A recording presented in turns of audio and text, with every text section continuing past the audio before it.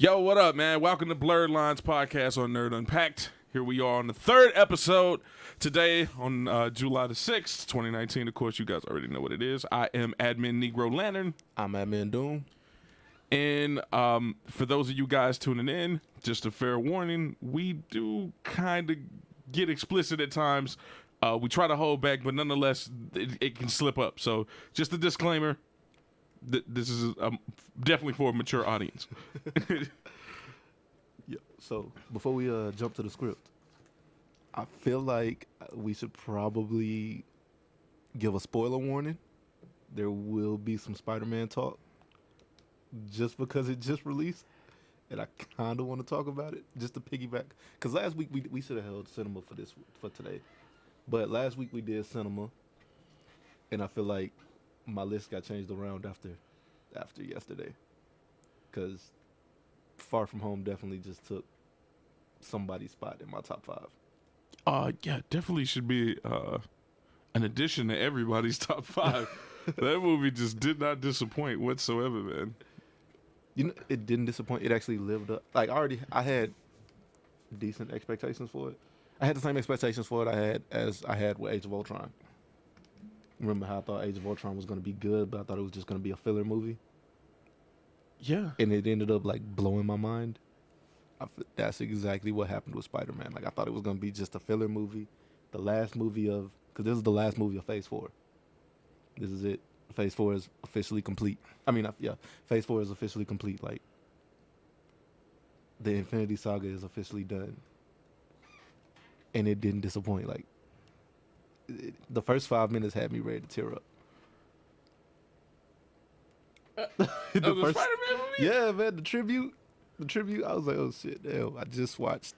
I feel like the opening, like, you knew what it was. Like, at least for me, it was obvious what it was. Right. That it was like that whole school announcement thing. Well, no, yeah, it had too much cheese on it. Yeah, but it was still emotional as hell. Like, nah, hell no. I'm still riding the Endgame wave right now, and then they come in and throw that out and just shatter my feelings. That was emotional on the level of you have the new Samsung Galaxy, but you broke the screen and now you got to use the old Nokia. Okay, so I take back what I said about last week. Last week when I was like, Endgame was just what we built.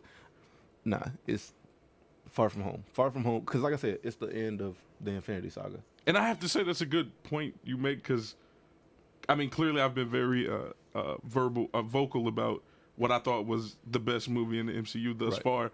And that came after Endgame. And it seems like everything coming after Endgame is really good. Like, everything coming after Endgame has been damn good. Well, let me take that back. Not Endgame, but after Infinity War. After Infinity War. Everything coming after Infinity War has been damn good. Man, like I didn't expect it to be that good though. With the exception of Captain Marvel. Captain Marvel came before Infinity Wars. Wait, did it come before? No, it came after. It came after. Yeah. So with the exception of Captain Marvel. Yeah, it's not a good movie. I don't care how much you try to argue with me. Captain Marvel was not a good movie. Yeah, it's not. No, but yeah, so man. But it was necessary to the story though. Mysterio. Mysterio. As a Mysterio fan and somebody who's advocated for Mysterio to be in a Spider-Man movie since the Tobey Maguire days, I had all my expectations met and then exceeded. Yeah, that's the best way to put it. Like, you know, some of us in the versus community always make that argument, or not even in the versus community, right? Here in this pop culture community, we always make that argument that it's, you know, what Stan Lee said. It's still fiction. You know, it's not meant to be realistic, and for them to have gone about the movie the way that they did with his character, was a mesh of both worlds working the way that they should always work. It was so good. See, we got to go ahead and acknowledge we got a couple people in the chat already. We got what's up, man? Get y'all shout outs. Don't forget that we have the call lines. We do have the call lines. Don't forget we have the call lines. Also, we are live. So if you would like to come on and talk, if you have versus matches you want to throw up, we'll get to them when we can. If you want to shout out, throw it in. Any way that we can accommodate you to make you feel at home here with us, I mean, even if you have suggestions, like you can call in and throw in suggestions. You don't have to talk about. You don't necessarily have to talk about what we're talking about. You can just call in and throw in some suggestions. The only thing that we ask is you keep it, you know, in a timely. Just make it timely. Can't have one person talking for 5 minutes, just rambling on and on and on. Well, definitely no more than 5 minutes. Yeah. You know, if you got something worth talking about, yeah, like, I'm gonna say that. If you got something important to say and it's just that good of a conversation, I'm not gonna stop you. But man, like we can't have Uncle Ruckus calling up here again. We actually need Uncle Ruckus to call back. We need Uncle Ruckus has. Surely Uncle Ruckus saw Spider-Man. You know, hopefully Uncle Ruckus will call us and tell us what he thought of Spider-Man. That we don't need a Miles Morales movie, live action movie. No, it was what was your favorite scene in the movie though? Oh, you already know. So I was watching the movie, and there was a point where I'm watching the movie and I'm like, I like. Now I'm not a huge Peter Parker Spider-Man fan. I'm a Miguel O'Hara, right? And so when I first saw the trailer to this movie, I was like, oh, this looks like it's gonna be a good movie, right? No super high thrill for the movie, right? Like when I saw it, I could have saw it whenever. And then I'm watching the movie, and as the movie's been going, I'm like, okay, yeah, I like what they've been doing with Mysterio, but I would rather see the Mysterio that I'm in love with, right? Right. And the moment that thought hit my mind, on screen, I got the Mysterio that I had in mind, and it just blew me. I was in the theater like the illusions. Oh my God, yo! It was like watching a Saturday morning cartoon with real people. It was amazing. Yo. Oh man, absolutely. After it was over, I remember sitting back in my seat like, that destroyed everything that happened in Doctor Strange. Everything that happened in Doctor Strange is meek in comparison to what happened in the Spider-Man Far From Home. Oh my God, it was just amazing. Man, it was amazing. Yo, that was my favorite scene, but I'm not gonna, harp on your glory. My favorite, aside from that, my favorite scene had to be. There's two. I can't because that's my first favorite scene. 2 and 3 are like neck and neck, and it's just so happens that they come right after each other. So the drone scene where he's fighting all the drones. Oh yeah, the final fight was. Oof. That's what I was just about to say. So and the Spidey sense scene where he's just like, all right, let's go, Peter Tingle, and he just goes through all the fucking the last little 5 drones, blinded, like well not blinded, but like eyes closed. Son, when he got hit by that train though, when he got hit by that train, I was like, that's Spider-Man. That's what makes the MCU, or not the MCU, but that's what makes Marvel characters so different in that moment where he got hit by the train. Because I was like, because you could compare, if you look at DC, it's always the comparisons to the Batman and the Bat Family, and then you go Justice League, right? Yeah. But it always starts with the Batman and the Bat Family. In Marvel, it always starts with Spider-Man. And then it goes up from there. So when I saw that when he got hit by that train, I was like, that's Spider-Man. That is the most accurate depiction of Spider-Man I've ever seen. I want to point out something that that was said in Spideyverse when he was like, I'm Spider-Man. He was like, I get hit, no matter how hard I get hit, I have to get up. And I felt like that scene right there personified Spider-Man. Like you just got hit by a bullet train, full speed, and you still get back up. Like that is Spider-Man to the fullest. But this episode isn't about Spider-Man. I just wanted to get it out the way. Had to, right? I had to. Man. If you have not seen Spider-Man, and hopefully you're not one of those people who are like, no spoilers, please, because we know you saw the trailer, so clearly spoilers don't bother you. I hate your kind. Nonetheless, like, you must see this movie. Now every movie is a must-see movie, and this is a must-see movie. Yo. It is. Again, and like I said, it's the end of a phase. It's the end of an era. This is the end of the Infinity era. We will probably never get a movie era like this ever again. But make no mistake, I feel like when you finally see, how do I put this? When you finally see Spider-Man Far From Home, it will reassure any doubt that you have that the MCU can't go further. Like, I definitely had those doubts. Watching it, I'm like, Okay, they can. Yeah, Tom can definitely carry. It's so good, y'all. So good. Yeah, he could So carry. good. But so that's enough about that. Today's episode is about video games, something that I feel like every nerd is into, and I feel like we excluded one topic, but we'll get into that one. So let's just go right into it. So of course, there's multiple categories: fighters, shooters, sports, action, RPGs. adventure, RPG, MMORPG. We just gonna break this down into subcategories. Yeah, you guys, please be as active as possible with us. If you want to chime in, if you want to text something to the chat, or if this is one of those times that you feel the need that you have to be verbal about this part, please do call in. The number should be on the screen for you. Please do call in. And the top fives are I would really love for people to call in and give their opinion on the top fives of each subject that we cover. So like our first is fighting games. So what would you say your top 5 fighting games are? I actually wrote these down, obviously. I'm gonna say Fight Night Champions first, right? Love Fight Night Champions. Right. I can't.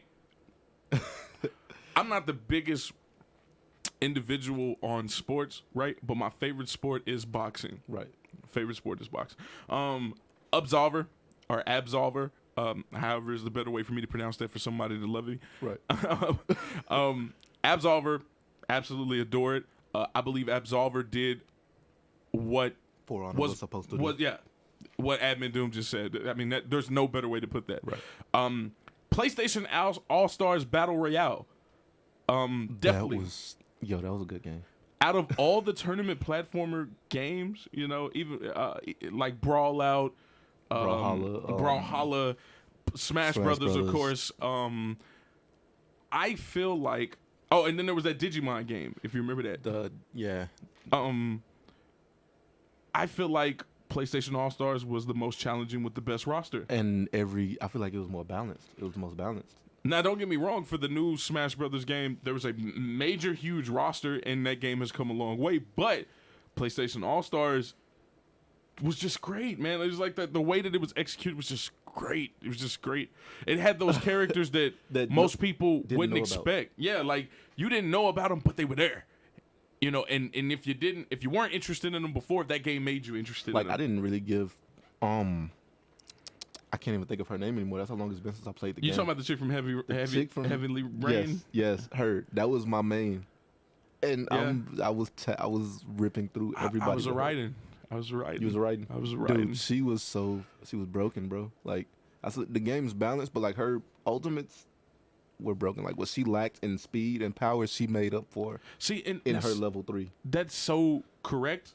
That's absolutely correct. I mean, then there was the dude from I think it was called Starhawk. I think that's what it was called. Like, yeah, that guy. That was my second backup. Like, it was between them two. Like, I love the game. It was a great game. And they did Isaac mad justice. They did Isaac from Dead Space mad justice. And then Tekken. Right. I wasn't always a Tekken fan. I got introduced to Tekken in a way that I could indulge in Tekken. Let me put it like that.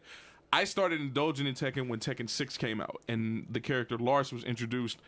Immediately spoke to me. I was like, yo, that's the Dante in this game. I'm messing with that character, and I wasn't disappointed, and I've been playing every consecutive Tekken since then. So, yeah, I'm going to have to say those are my top, man. That's it? I can't really think of no other one that I wouldn't just be throwing in there. So I didn't even try to throw a fifth one in. I mean, if I did, it would be Tenkaichi, because Tenkaichi had a huge impact on me as a gamer at some point. So I was really iffy about putting it in the list, but James is gonna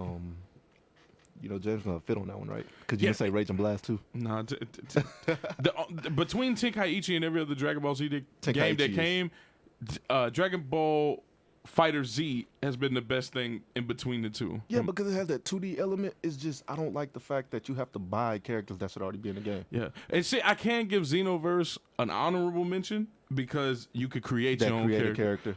But that's it, man. Like, I love being able to create my own character. So, that's it. Let's see. We got some comments. We got Pete Ken, my cousin from last time, the one that I told you about that. Okay, what's up, man? Welcome back. Let's see. He said Fight Night. He's like, the Haymaker was overused and repetitive in Fight Night. What you got to say about that? I don't know what to tell you, man. You had the option to dodge it or get hit by it. I don't know what to tell you. Either you got hit by it or you dodged it. You know. Let's see who else we got. He said no Street Fighter. You know, because I would say the jab. The jab was so dangerous in Fight Night Champions. You know why he said that? Because me and him used to play it, and I used to tag him with the haymaker all the time. That's how you lose your stamina though. I couldn't have done that. I would have jabbed you the whole first 6 rounds and it just knocked you out. Every game me and him ever played came down to if I hit him with that, because I used to always use Roy Jones. Yeah. You know what was great about Fight Night Champions though? You could hit an opponent, you could enter a match, and I thought that was really realistic about the game. You could enter a match and hit an opponent so fast or so hard that would end the match. And you'd be like, no, my character had the better stats. You know, you got hit really good, really fast. So I used to use Roy Jones, and I forgot who he used to use. And that haymaker used to be the deciding factor in, almost 99% of our fights came down to that haymaker. If I could hit it or not. If I hit it, it's game over. If I didn't, he won. So that's probably where that hate comes from for the haymaker. Jordan Morrison, and I'm not gonna answer this. This is you. And I don't even see the questions on my screen. He said Doom from Old King Thor versus Dante. Doom from Old King Thor. Oh my God. Sorcerer Supreme Master of that's a bait. He's trying to get us to, because he knows what I'm gonna say and he knows what you're gonna say. So we're just gonna skip that question. And just know that that's exactly what we were going to say for sure, right? You already know what our answer is. Yeah, I was going to say, you already know what both of us were going to say. You ain't going to hold us up for 10 minutes about this, because you would have got me right then and there. It would have been way longer than 10 minutes. Right. See, Mike Blunt said Black Panther or Midnighter. Black Panther.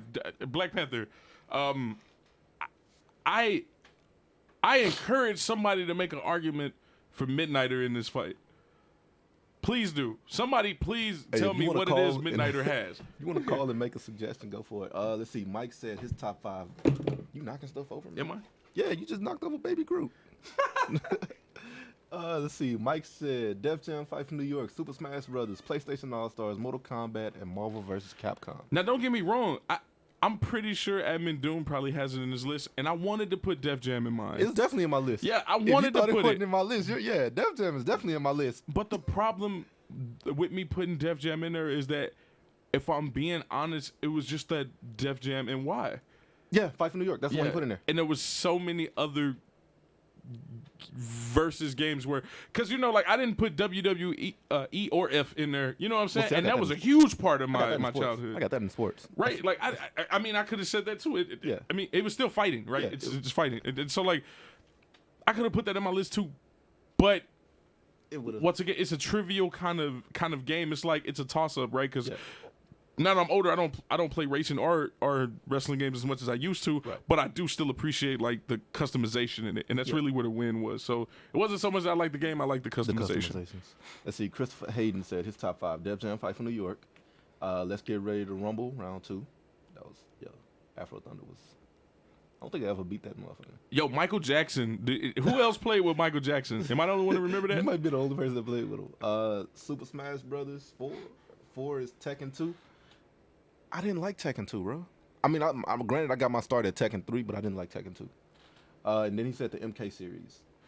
Pete Ken said Steve is the best player on the game, and I know why he said that, because this is he won't beat me unless he uses again. That's my cousin. So our fights are always Steve versus Huarang, and again, it comes down to one element of the fight between us. No Street Fighter, you bugging. Honorable mention Tekken, Soul Calibur. Bro, Soul Calibur is not in my top. Soul Calibur is a good game. Soul Calibur is a great game. It's just not my top 5. Street Fighter is a great game. It's just not in the top. I like the customizations though about the Soul Calibur. No, Soul Calibur. Once again, it's that I couldn't bring myself to put the customization love over the actual combat love. Def Jam had really unique combat, but it was the customization I was really in love with. That's my cousin who he Fight Night who he was using, Bernard Hopkins. Yeah. Roy Jones versus Bernard Hopkins. And we used to go at I remember, and he had it on GameCube too. That's what used to piss me off, because I was no good using the GameCube controller at that time. I was always PlayStation. My dad had a PlayStation and he had a GameCube, so switching over from PlayStation to GameCube made a huge difference. It was just annoying, and I couldn't get the goddamn haymaker to land half the time because GameCube had the little. It was a fucking decagon for the little yellow stick. So I'm trying to do the fucking haymaker and it's getting stuck on the damn corner of the decagon. It was just annoying. Let's see. We got Hugo Espinoza. Soul Calibur is underrated in my mind. Was good. Twisted Curve. Who is Twisted Curve? Is that something you know about? Because I don't know what Twisted Curve is. I have no idea. I don't know. Can you elaborate on that? Please. But I'm going to get into my top 5. Tekken 5 is my number 1. And like I said, I got my start at Tekken 3. But Tekken 5 was just that game that was just... One, it made the sidestep was more fluid. And again, using the characters that I use, you need that sidestep to get away from a lot of shit. Like I said, I use Huarang, I use Brian Fury, I use Steve Fox, and that sidestep is a lifesaver. Okay, so we clearly wasn't paying attention. Twisted Curve is us. Yo. I'm in the mindset of thinking about games. I'm thinking about games right now. I'm in the mindset of games like Twisted Curve is us. Forgive us. Yo, but so Tekken just made it that much better. And again, I know my cousin's gonna comment in here that he used to beat me, but he didn't beat me as much as he thought he did. Like, that's what you want to be worried about on a live podcast. I know it's Don't you be here lying about our record? Yeah, they'll come in lying about this record, bro. Because we can go back to it. I still got the PS2. But it introduced so many new characters though. It introduced it didn't introduce them, but it reintroduced them. A lot of people forgot who Bruce was. Again, Bruce was a Tekken 2 character that got left out of pretty much every Tekken until Tekken 5 came back. Let's see, they brung in Steve Fox, they brung in Fang, who was a new character. They brung in Asuka, who's Jin's cousin. Like just the characters that they brung in, and again they had the customizations to where you could customize the characters. Like it was just revolutionary for Tekken, and it just made it that much better. Like, and again, it's not the best Tekken game, but it's definitely my favorite. All it needed was an online mode, and I think it would have been a perfect Tekken game, honestly. Too bad we never got that Tekken version of the Cross Street Fighter. That would have been. They got it on DS, didn't they? I don't think so at all. I don't think the Tekken version ever dropped. Yeah. Tekken. That's what I'm saying. They got Street Fighter Cross Tekken. Yeah, and I don't think the Tekken Cross Street Fighter ever dropped. I wouldn't have played it anyway. I'm not gonna lie to you. I can say that the transition would have been good. I mean, what they did with Geese and Akuma was really good. Akuma's controls are the same, and it's really good. I don't know, man. My number 2, Def Jam Fight from New York. Again, the customizations in there were great. You could mix your fighting styles. Like, no two people rarely ever had the same fighting styles on their created characters, and it was so cool because you had to bring your memory card to your friend's house to like upload your character to his. Can you imagine how good that would be now with the save cloud? Like, yeah, like, hold up, man, let me log in real quick. And you have to get your character. You have to bring your memory card to your friend's house, hook it into his PlayStation, and y'all just go at it. And 9 times out of 10, y'all never had the same fighting style. So it's like you have to, like, the game made you learn how to fight every other character. Because again, you can't fight Snoop Dogg the same way that you would fight Method Man on that game. Like, you can't fight Ice-T. You can't. Oh my God, you remember Ice-T did mess you up, boy. You can't fight Busta Rhymes the same way that you would fight Exhibit. And like, the game was just great. And again, that's another game that I feel was like the perfect game. Fat Joe was a problem. For some reason, Flavor Flav was a problem. I don't know why they made him Sticky Fingers. Sticky Fingers wasn't a problem. I just Sticky Fingers was... I threw his ass in the fire. Like, every time. I just grab him and throw him in the fire every time. I remember Sticky Fingers being an obstacle. Yo, it's just like the game was just good, bro. I feel like they could just re-release that game, touch nothing, just up the graphics a little bit and add in online. So I guess they will be touching something, but touch those two things, up the graphics a little bit and throw in an online mode. Perfect game. I would play that game from dusk. Yeah, a port to the current consoles. Yeah, absolutely. Or remaster, right? Remaster. Basically a remaster. Yeah. Remaster would be great. Let's see. Dragon Ball Z Tenkaichi 3. The split screen was cool. The destructive environment was great. Somebody could be charging up behind the building. Next thing you know, a fucking Kamehameha flies through that building and hits them. Yeah, that fighting system. to me, it's still one of the most unique fighting systems in games. Yeah, and Which I feel like I could be wrong, but I feel like what is that jump game? Jump Force. I feel like they pulled from that. Yeah, I feel like they did a little bit because you have I know what you're saying. How you got the dash to them, and then you could just knock out some combos, step back, hit a special, step back, hit an ultimate, like. But they just didn't. Jump Force was just hype. It was good for about a week, and then. Was it good for a week? It was good for about a week. Because I feel like that first week is where the damage came. It was good. Like that's well, where it got repetitive from. to me. It just got repetitive. Like, the roster was very small. The graphics were great, but the gameplay was just. I'm not a fan of one-button combo games. At least with Tenkaichi series, you had punch and kick buttons, so you have to mix them up for certain combos. Like, Jump Force is just square, square, square, square, square for a combo. Like, I'm just not a fan of that. Godzilla Destroy All Monsters. You are not serious. I am throwing that in there, bro. Okay, so this is why I say that, because it had every monster in there. It had every kaiju. Oh my god, you know what you just reminded me of? The old Super Nintendo Clay Fighters game. Yo, why?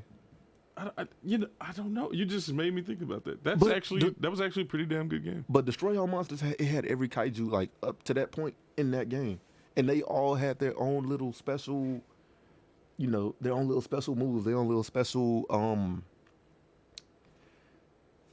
power sets. Like Mechagodzilla had his atomic burst or atomic blast that like came from his goddamn shoulders. Godzilla, of course, had his radiation blast where his fucking fins glow and he shoots some shit. Mothra had some stupid ass lullaby. Like, everybody had their own shit. Like, the roster, like I said, it had every monster up to date. Well, to that point was in that game. And I feel like if they released it now, they'd only be like 5 monsters and everybody else would be like a DLC.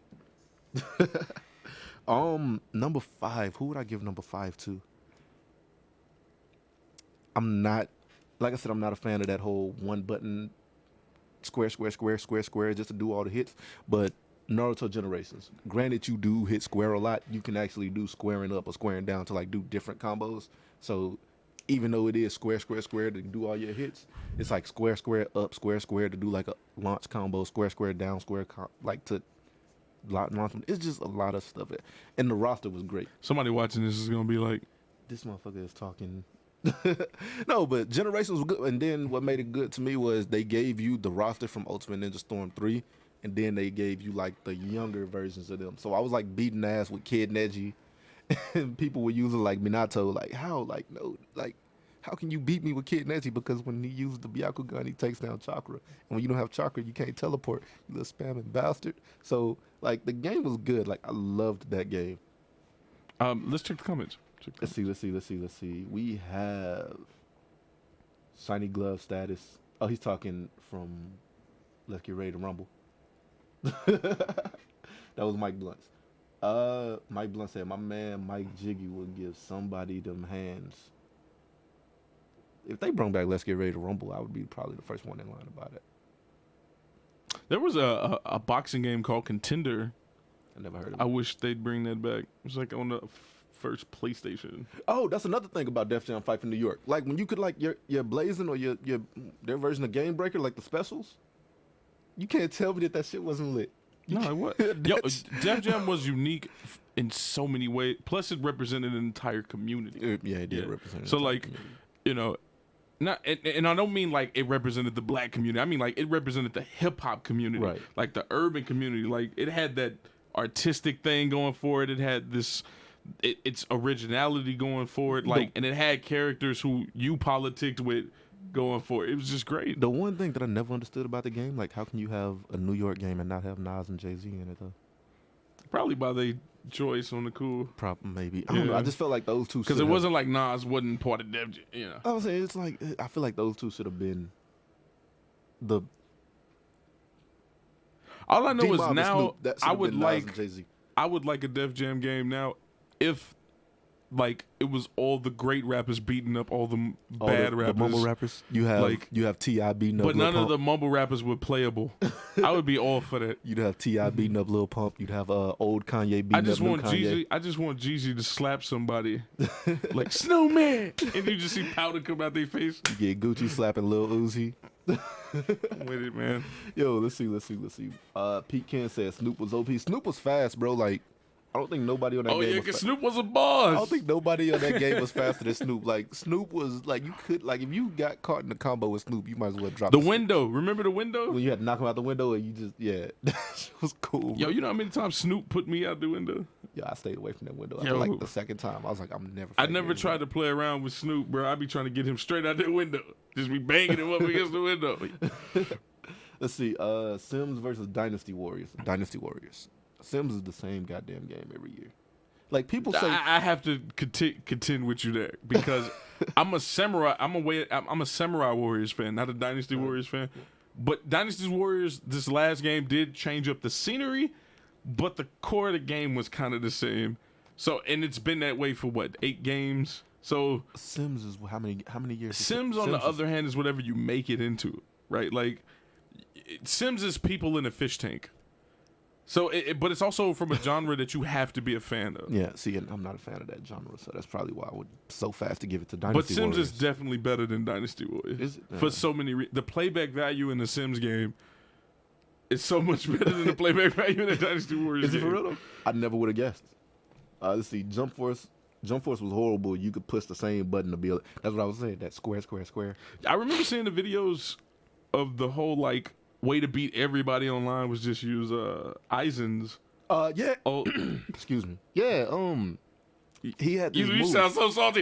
Yeah. Yeah, because somebody did it to me and I did it again. And I'm like, oh shit, I'm gonna use this now. So I was a part of it because I started doing it after somebody did it to me. So there's there's 2 moves. You put up a barrier which keeps them from dashing at you, and then you use I think the move's called Black Coffin, to where the entire area is just taking hits, like the enemy's taking hits out of that entire area. So not only can they not get to you, they have no way to stop that move. And by the time you completely charge it, half of their health is gone.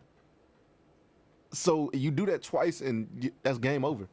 This takes about 10 seconds to do, mind you. Like, all of this happens in a span of 10 seconds. The only reason I'm even still interested in getting that game is because of the Yu-Gi-Oh characters. Like, I can honestly say I hate anime enough. Like, but It won't do you any if they good. get a third, if they add the Egyptian guy for Raw, Yeah. so it's Yami, Seto, Kaido and Merrick. yo, they can have my money. They can have it. I'm sorry, bro. Like, They game can is have your just- money. Nah, Nah, I mean, they already got my money. I downloaded it. I just got to re-download I'm it. getting that game. Like 3 Yu-Gi-Oh characters. You're gonna sell me off the Yu-Gi-Oh characters. It's- Let's see, Mike Blunt's every special was sick. I'm assuming he's talking about the Def Jam. Like everybody's special was cool in their own certain way. Not everybody special. Some people's specials was too much, man. Like whose? I think now that I'm older, because I actually went back and played the game not too long ago. The right? jump rope special where you turn dude into a jump rope. Yeah, like that's just but there was some specials I missed, man. Like from the first game, House. Houses. Which one was House? Which special was Houses? The turn them around and then bring them down. Oh, well, you like. It was spin 'em basically and Butt Buster. Like, not every special, right? Some all the nut kicking, it was kind of corny to me when I was a kid. Yo, Red Man special where he just picks them up by their neck and then just start nut shotting them and then. So some stuff was just corny, Yo. but it's also what you wanted to, and it added variety. You could like Admin Doom said, like you could make and switch and combine styles to a way that it was you, man. It let you be you. It let you be like you didn't have to grab in the game. Like a lot of people wanted that submission style because a lot of people just realized, well, not realized, a lot of people figured like if you just that you could win by just grabbing somebody and draining their stamina the entire time, but that wasn't the case. Like you can grab them and drain their stamina, but you'd have to grab them to do that. Like you can get hit out of a grab, and that's what was so cool about it. Like a grab wasn't a guarantee. But them walks, bro. The way you walked in Def Jam was just great. Yo, it was just, like I said, it was just, the game was just great, bro. Like I really want them to remaster that. Yeah, I agree with you. I think after this conversation, my nostalgia meter is going off. So there's another way to approach this question, right? About the top 5, because this is only the section for like fighting and sports, right? Well, I guess This is sports should be still on you, so you'll continue to go. Yeah, because you opened up with fighting. After that, then we'll go with which ones are you still playing for both categories. Yeah. And there's not much for me to say on sports, and I don't think anybody's gonna like my answer. So I can either go now because I only really have one response, or you know that you can go now. Cause, okay. You know. So in sports, yes, I am a fan of playing the 2K games, but I don't play them much anymore.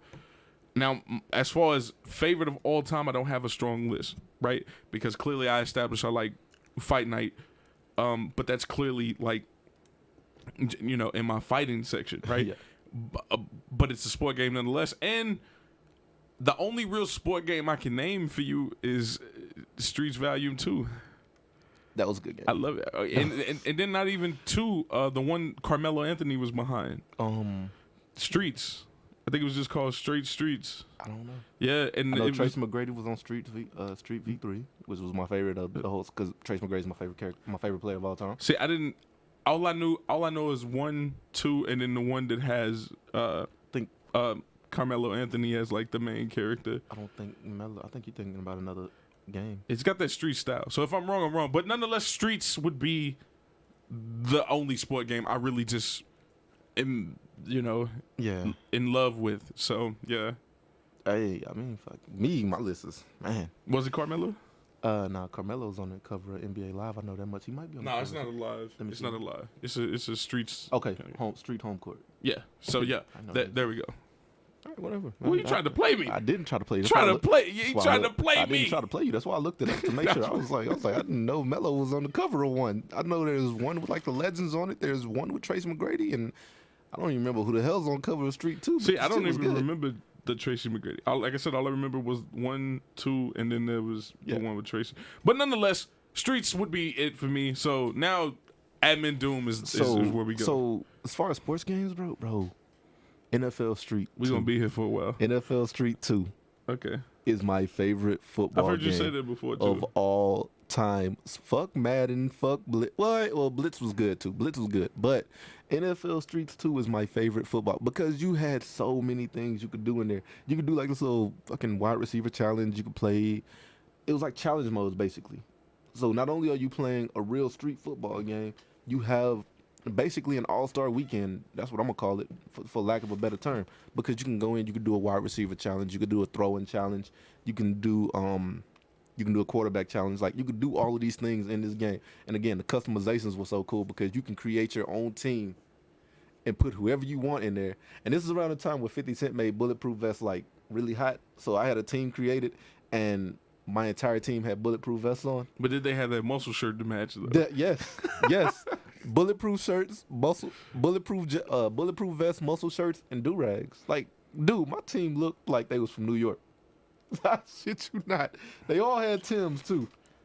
Disclaimer: this is where the explicit stuff comes up. Talking about sports. So yeah, like I said, so NFL Streets 2 was my favorite football game of all time, and my first football game was Blitz '99.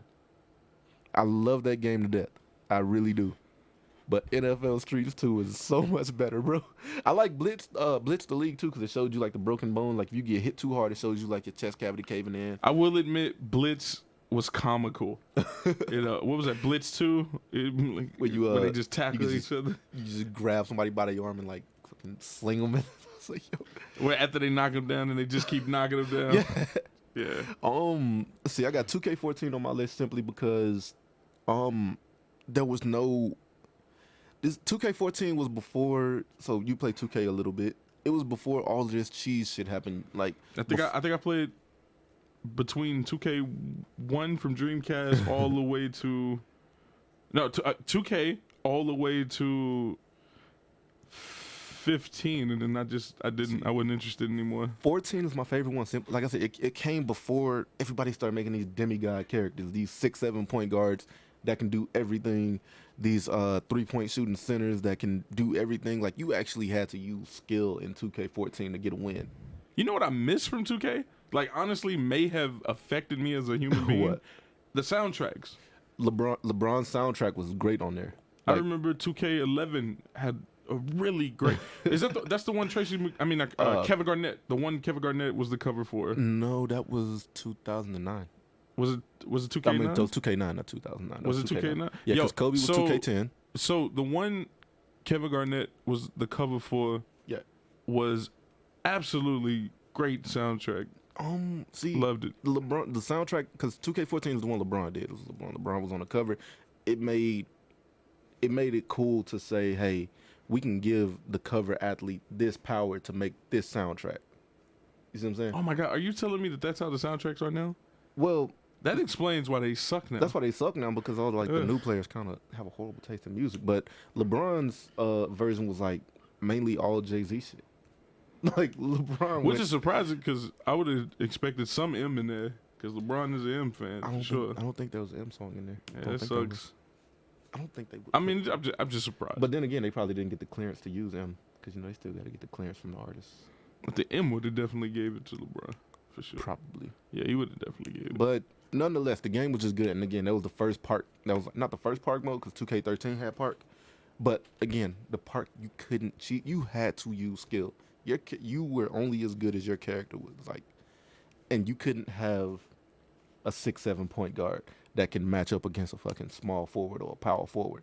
Like, if you had a point guard and you were going up against a power forward, you're going to get bodied every single time, and that's how it should be. I feel like they should go back to that. SmackDown versus Raw 2007 is on my list because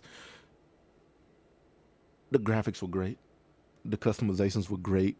I feel like after 2007, I don't know how, but I just feel like everything after SmackDown versus Raw 2007, even up to the WWE 2K series, is just going backwards because the graphics don't look better than they did in SmackDown versus Raw 2007. And keep in mind, this is a game that came out in 2006. Like, it's 2018 and the graphics still don't look better than the game that came out in 2006. I gotta be honest. The last one I played, I was over the homie house, and I think it was 17, and customizing has come a long way. I mean, you got the customized. You got the well, that's because they ran by 2K now. I mean, graphically, it looks way better. Nah, it does, man. I don't think it does. I mean, and then the fluidity of the character models. Maybe the fluidity crazy. of it, but like as far as I actually would joggers in there. Yeah. I'm not a jogger kind of person, y'all. Like, you don't understand how important this is that I dressed a created character in joggers because that's how good the game looked to me. Was that all year? No, I still got 2K19. Okay. 2K19 is number 4. So 2K17 introduced archetypes. You can make a lockdown defender. You can make a shot creator. You can make a sharpshooter. You can do all of this, which was great for the game. 2K18 let you do dual archetypes, so you can make a shot creating slasher, a two-way shot creator, a two-way sharpshooter. You could do dual archetypes, but the game was just like the graphics of the game were horrible, which like made two-way archetypes trash. 2K19 perfected it. Like dual archetypes, you are not going to have a sharpshooting slasher that can play defense on 2K19. Like, if you have a sharpshooting slasher, you're going to get killed on defense. If you have a lockdown defender, you cannot shoot.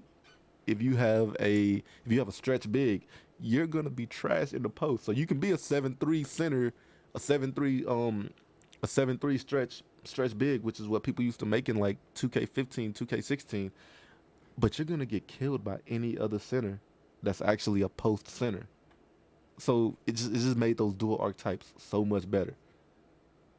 It's just like let's see if anybody agrees with you, right? Let's see what the comments got. We got somebody saying Streets 2 was fire. Bonafide, bro. You cannot deny the power of Bonafide. All those shorts. Remember the way he had his shorts folded?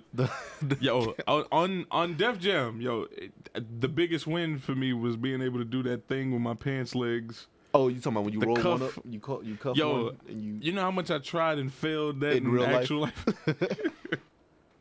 Yo, I think my number 5 goes to Fight Night Round 2.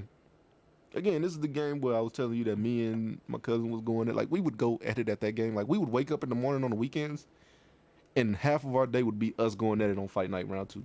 And the game was cool because like before the fight, you can like boost up your character's stamina or his power with like little workouts or little drills pre-fight. And like we would always go at, like that's how we would go at it. That's how a lot of our Saturday mornings were spent. We'd go at it half of the day, and then we'd go outside and play basketball or go terrorize some shit around the neighborhood or some shit like that. Like Fight Night round 2 kind of defined my childhood of video games. Like it set the standard. Like I compare every fighting game to Fight Night round 2. It's either better or it's worse. Like it's the bar for me, if that makes sense. No, for sure. But this is sports. So it's Champions for me. Yeah, 2 for you. Yeah, 2 for me. Like I said, because 2 was so great. It's that bar. It's just Champions had the soundtrack, the customization, and the fact that you were actually able to get your characters up on each other. Yeah, like just made a huge difference in a fight. And they had Mayweather in Fight Night round 2. But you know, I don't know why they always act like Mayweather is just not this. Like Mayweather was a problem. See, we won in Champions though. We had Obama. For real? Yeah. I didn't play Champions. We had Obama in Champions. I would not know If anybody else remembers that, you could play with Obama in Fight Night Champions. Yeah, that's it. That was for fighting games. That was just my. Then I think Champions was great because of the storyline in there. That little mini movie. I was about to say there was no story in round 2. You just so good. Pick your character and go at it. Yeah. The campaign in it was Who would you want to see in if they did a round 4? Like what boxer now would you want to see? Lomachenko. Lomachenko? What? And I would whoop every cat in every fucking class. Oh my god. Oh, excuse me. Disclaimer right here. Like in every class, Lomachenko. Bro. I want to see my god. Deontay Wilder. You know I'm a Wilder fan. That last fight is just not. I'm a Wilder fan. Boy, put Deontay Wilder in fight. I know you wasn't proud of that last fight. Oh, you talking about the first round KO? How can I not be proud of that? He hit an old man. That was man. This is the same man that took Anthony Joshua to what 7 rounds? Anthony Joshua, and he did it. Anthony Joshua, come on, bro. We're not gonna spend this podcast arguing about the problem with that. No. Who in the heavyweight division won problems outside of Tyson Fury with Deontay Wilder? But Anthony Joshua's who not in the heavyweight division fighter. He never was. Okay, he's not. But he struggled against Parker and only made it because the ref let him survive. Who in the heavyweight division wants problems with Deontay Wilder, whose name isn't Tyson Fury? White. No, because they had the opportunity to make that fight, and White backed out. White will give it to him. White backed out of the fight.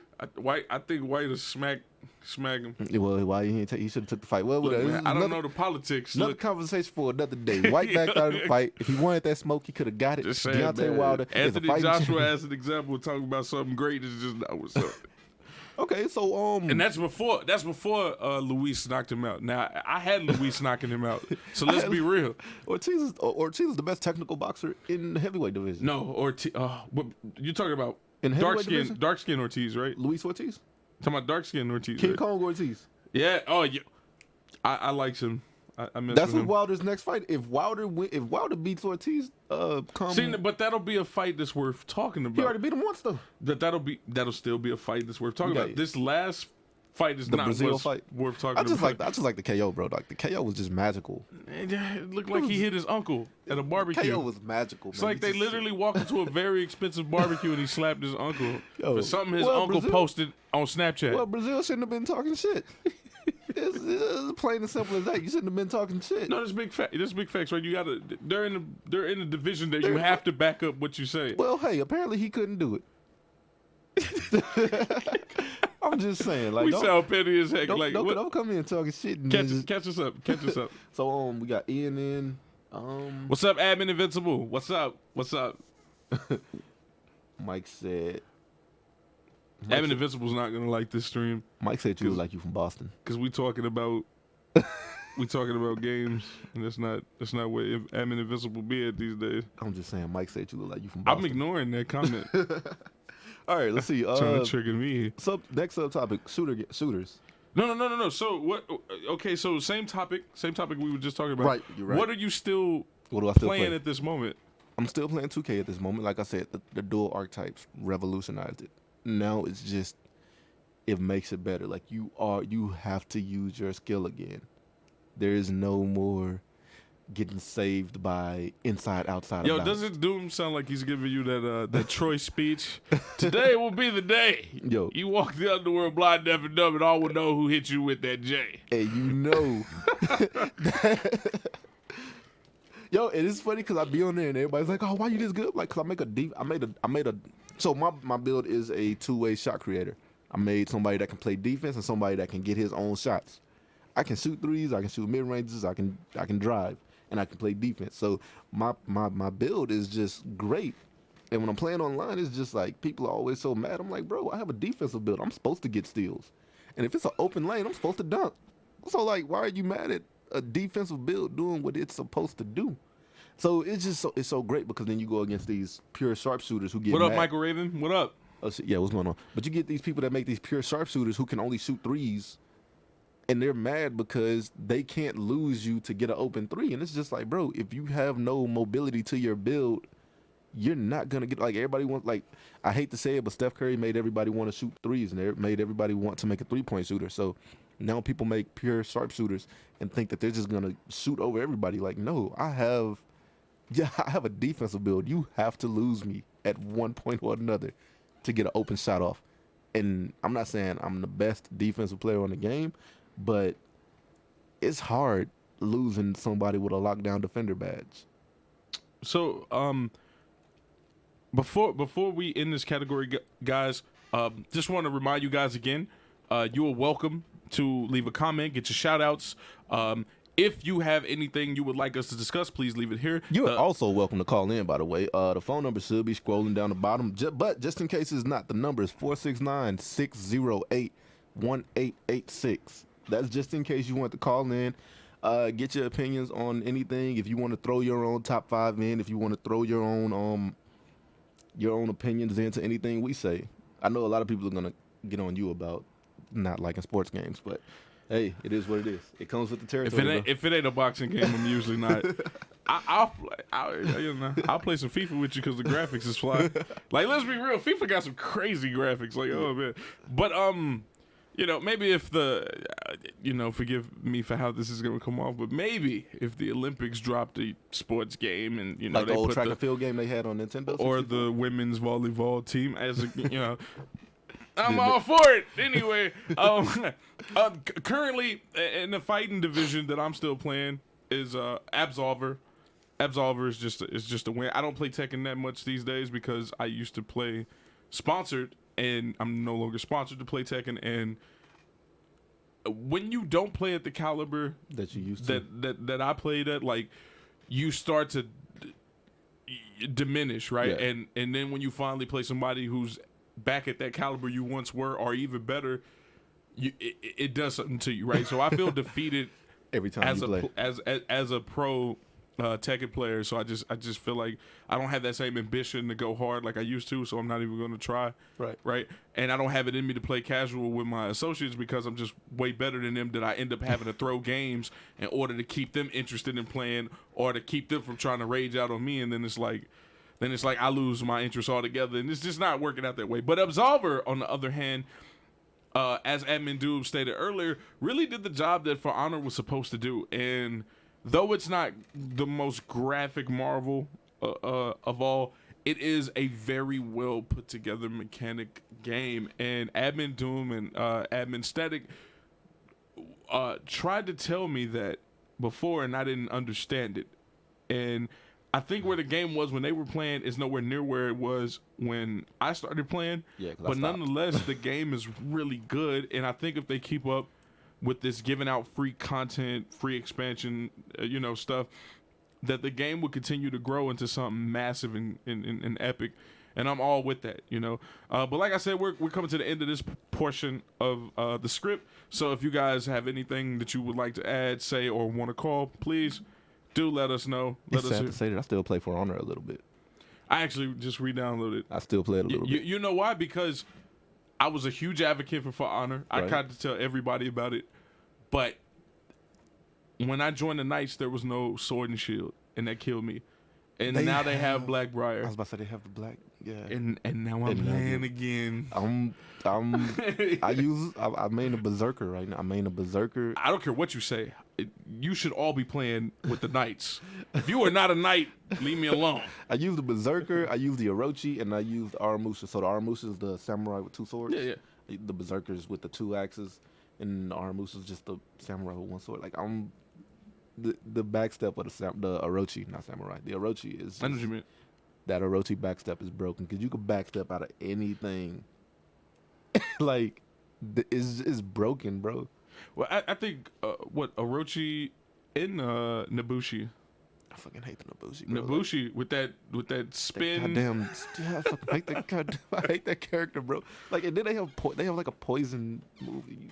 It's annoying. See, the problem is, for those of y'all that might be wondering why we didn't put For Honor in the fighting category, it's not a fighting game. First off, it's a MOBA, and I know a lot of people don't know that. Yes, I would have put it in the category if it was actually balanced. I don't like the game because it's not balanced. But it's still fun to get on there and like you take a gamble. You're either gonna get somebody that's playing with like this broken ass character like the Centurion, who can just spam the same move over and over and over again. But as long as you're in that move, you can't do anything. Yeah, but nobody's worse than the shaman. Is that what she's called? Yeah, but all you have to do nobody's worse. Well, so with the shaman, you don't have to block her stuff. You just have to evade. If you evade the shaman, you're good. Yeah, and I learned that the hard way. Nobody's worse than her. Nah, bro. Oh no, I'm still wrong. Berserker's the one with the consistent. Like, yeah. I made a Berserker, bro. Berserker, like nobody's worse than a Berserker. How? You could just again sidestep. You can sidestep everybody in there. If that's your argument, that's not the strong. Yes, because you can sidestep everyone. You can't sidestep the Orochi, bro. No, that yes, shit you still can. Is gonna hit All you have to do is simply time it. That shit is still gonna hit you. Let's see. Let's move into shooters then. Are we caught up on the comments? Yeah, are we caught up on comments from YouTube and Facebook? Facebook and YouTube, yeah. Okay. So, because I got new comments on my screen. Oh, speak of the devil, and he shall appear. Guess who came in? No, we're not caught up on these comments. Unless you're saying something that I'm not. Yeah, Ian says, "What up? What up, Admin Invincible?" I told you he was in here. Yeah, but his comments. He was saying much love, and he's like, "I like games. I know you like games, but you're always quick to say you don't play them." And that's where the problem is. You're super quick to be like, "I'm not playing games right now," and then you'd be like. You used to rock with the old Diablo. I don't even think you rock with Diablo 3. Like, you rocked with the old Diablo. If I'm wrong, do correct me, though. But I believe that's what I've heard you acknowledge.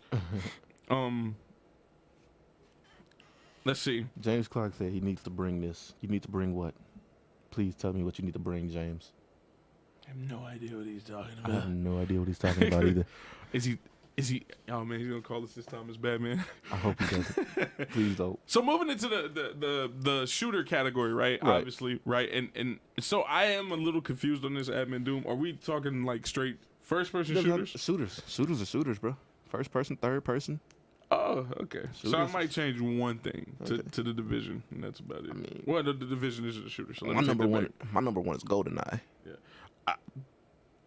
Ironically, I have 007 in my category too, but it's not GoldenEye. I don't think it's GoldenEye. It's the one that was on the PlayStation 2 when it first came out. The one where you could actually, I think it was one of the first ones that like introduced like grappling hooks and all that fun shit. You can shoot somebody with a grappling hook, or you can use it to go somewhere. So else. How you want to do this category? You want to go back and forth, or you want to just go through one list? I kind of want to hear why you don't have GoldenEye as number one. So yeah. Oh well. So 007 barely made it in my list. Like I said, I wasn't too sure if this was a third person or first person, strictly conversation. And as far as like third person shooters go, there's not many, right? Because gaming genres have so many sub genres, right? So you have like Warframe is a third person action shooter, right? And then you have the Division, and the Division is an MMO, right? So I didn't really have too many options with where my mind goes to when trying to be accurate. So I can't think of any third-person shooters that I rock with.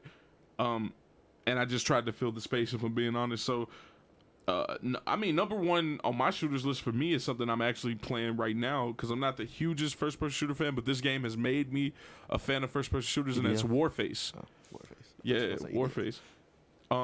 See, well, EDF is more of an adventure, action adventure. Yeah, and or it's episodic, right? And so yeah, man, I'm gonna say Warface is my number one. My number one's GoldenEye, bro. It's no, that's how we do this. We'll go number ones, number twos. Number two. Okay, gotcha. Yeah, GoldenEye. It set that standard. Like, okay, as long as I'm not going against Oddjob, GoldenEye was that.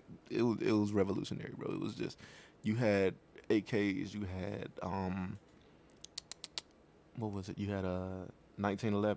Yeah, 1911. So GoldenEye over what was that game?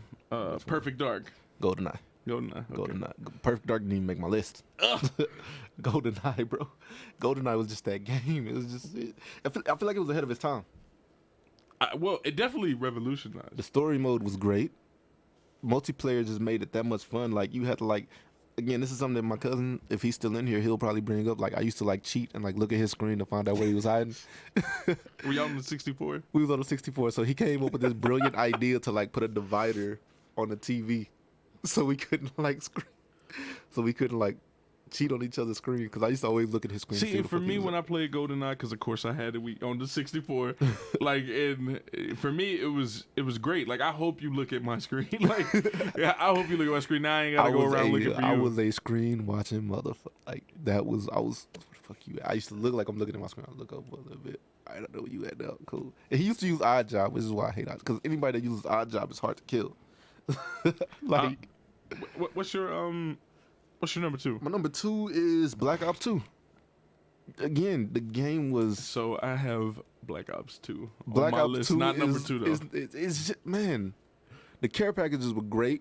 You didn't have all these characters that have special abilities. Oh my God, not this argument again. No, okay, so the special abilities are cool and all, but they're not balanced. Like, again, I hate unbalanced. Why make... So... With the new Black Ops 4, there's a character that has a dog, which is something that should be in a care package. And then there's a character that has a fucking... What the fuck? It's like a fake-ass electric sniper that you can barely ever bring out. So is it that the character should have the dog in a care package, or that you're used to it being part of a care package? Okay, so the dogs were first parts of a care package. Yes, they were first part of a care package. And then as the game went on, they became more character. Attribute. Yeah, I feel like the dog should be something... Again, it shouldn't be exclusive to one damn character. I feel like it should be a care package thing, or it should be a score streak thing, basically. I don't like the...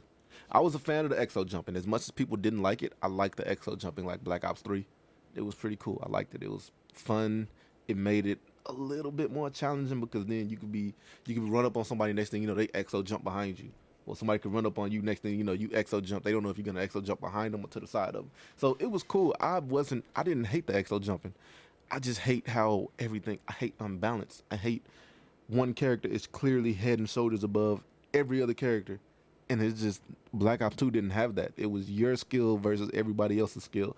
And you had clan matches on there. Like, I remember there was one time where me, my cousin, and we actually had a clan, and we went up against, like, the rank 13 clan in the MLG community, and we wiped the floor with them.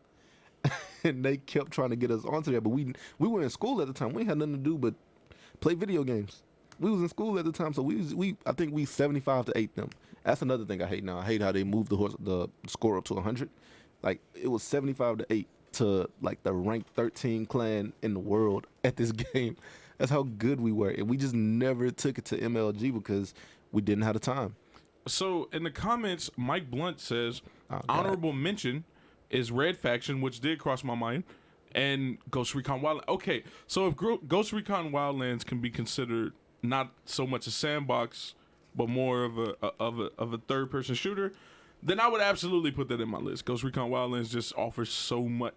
I played it actually before doing this today, right? Before you came, and the game. So you know those people who play Grand Theft Auto, right? Yeah. They play Grand Theft Auto and all they want to do is go around shooting and exactly stealing cars That's and exactly stuff. why I don't play it anymore. Right? Like I'm not interested in we either. Not for those reasons. Okay. Yeah. We can put that on hold. So as soon as we get the green light, caller, you are on air. I hope this ain't who I think it is. Caller, what's up? Hey, what's up, man? Oh, what's going on, man? What's up? Who we talking to? Hey, this Pete. Okay. Hey, what's up, man? First of all, I just want to say I'm a big fan. You know what I'm saying? I've been watching. I know y'all just started and everything, but I'm a big fan. Appreciate it. Keep up what y'all doing. All I want to say is I agree with Doom said about the Call of Duty. Which part? They switched up the characters, so a lot of the times the characters, they have better skills than what they're supposed to have.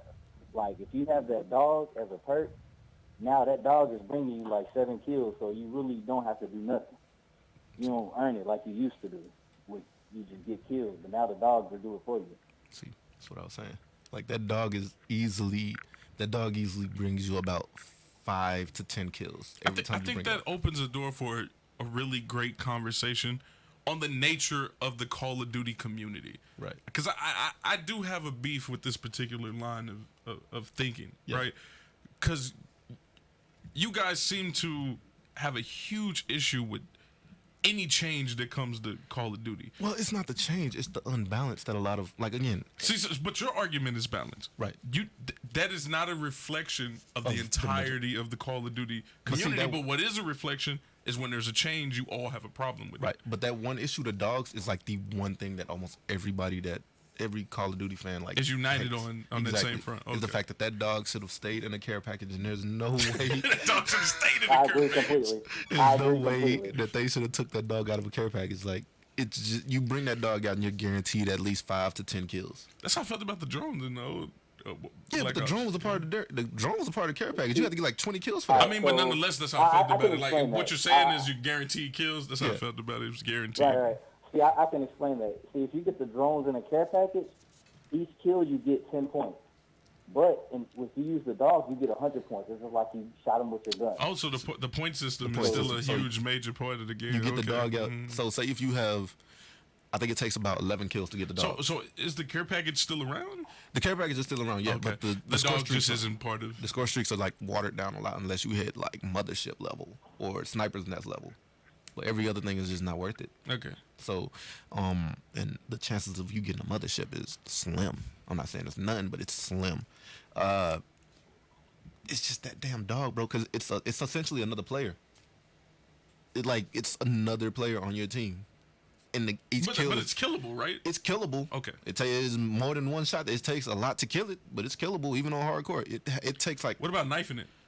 Not so much. Yeah, you're probably gonna die before you get to knife. Yeah, you're gonna die. You shot knife. Probably gonna die. I need to experience this. Yeah. I need to experience this. But yeah. Thank you, T. Yeah, man. Anything else you want to bring up? Anything else you want to talk about? about? Thank you, Pete. Oh, no, man. That's all I wanted to say. Man, I appreciate it. Letting me on. Big fan. Y'all keep doing what y'all doing. Most definitely, man. You are always welcome to call this line every episode, man. Even multiple times an episode. Every time we get to switch a category, right? Exactly who we're gonna try and get next week for the anime topic.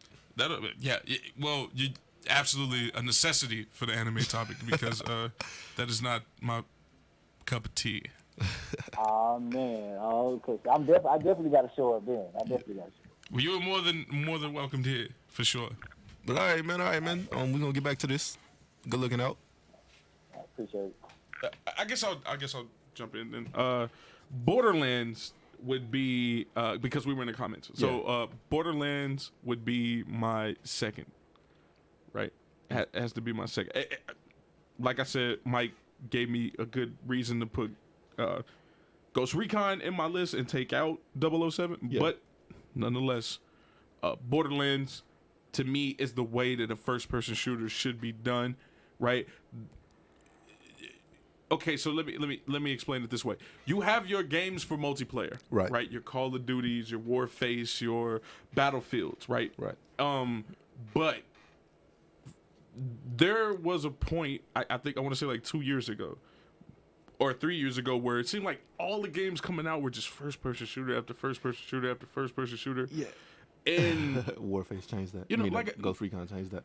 I absolutely think, well, maybe even more years going back, right, that led up to and so I feel like Borderlands was the game that made you want to play a first-person shooter. If you were somebody like me who was a stickler about it, you were like, it's not for me. I like the third-person view more. Yeah. You know, like Borderlands was like, well, here you go, buddy. you want to continue to actually play something with a story? Here you go. But you're gonna have to do it in first-person mode. Like, and Borderlands absolutely was great. I mean, there's not much I need to say. If you are aware of Borderlands, then you absolutely understand. It's like playing an episode of Into the Wildlands, you know, or Into the Badlands. I'm sorry, I said Wildlands. Into the Badlands. Like, it's great. The comedy in there is just great. You don't really need much more in that game than just the comedy alone. It's just absolutely amazing. Then, you know, weapons are galore in there. And for some people are just gun fanatics when it comes to these type of games. So,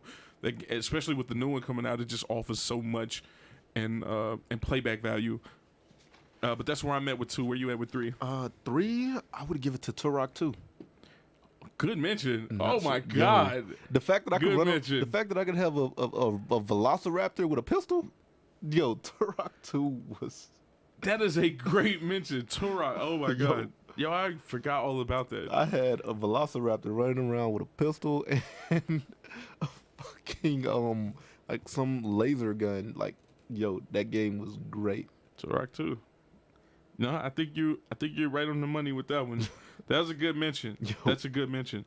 I'm gonna go Battlefield for my 3rd. Which one? Just the franchise. The franchise, yeah. Oh. I am a huge visual fan, right? And the graphics of Battlefield is a huge win for me.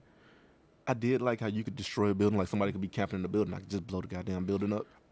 The environment is definitely a win for me. The size of the map is a win for me.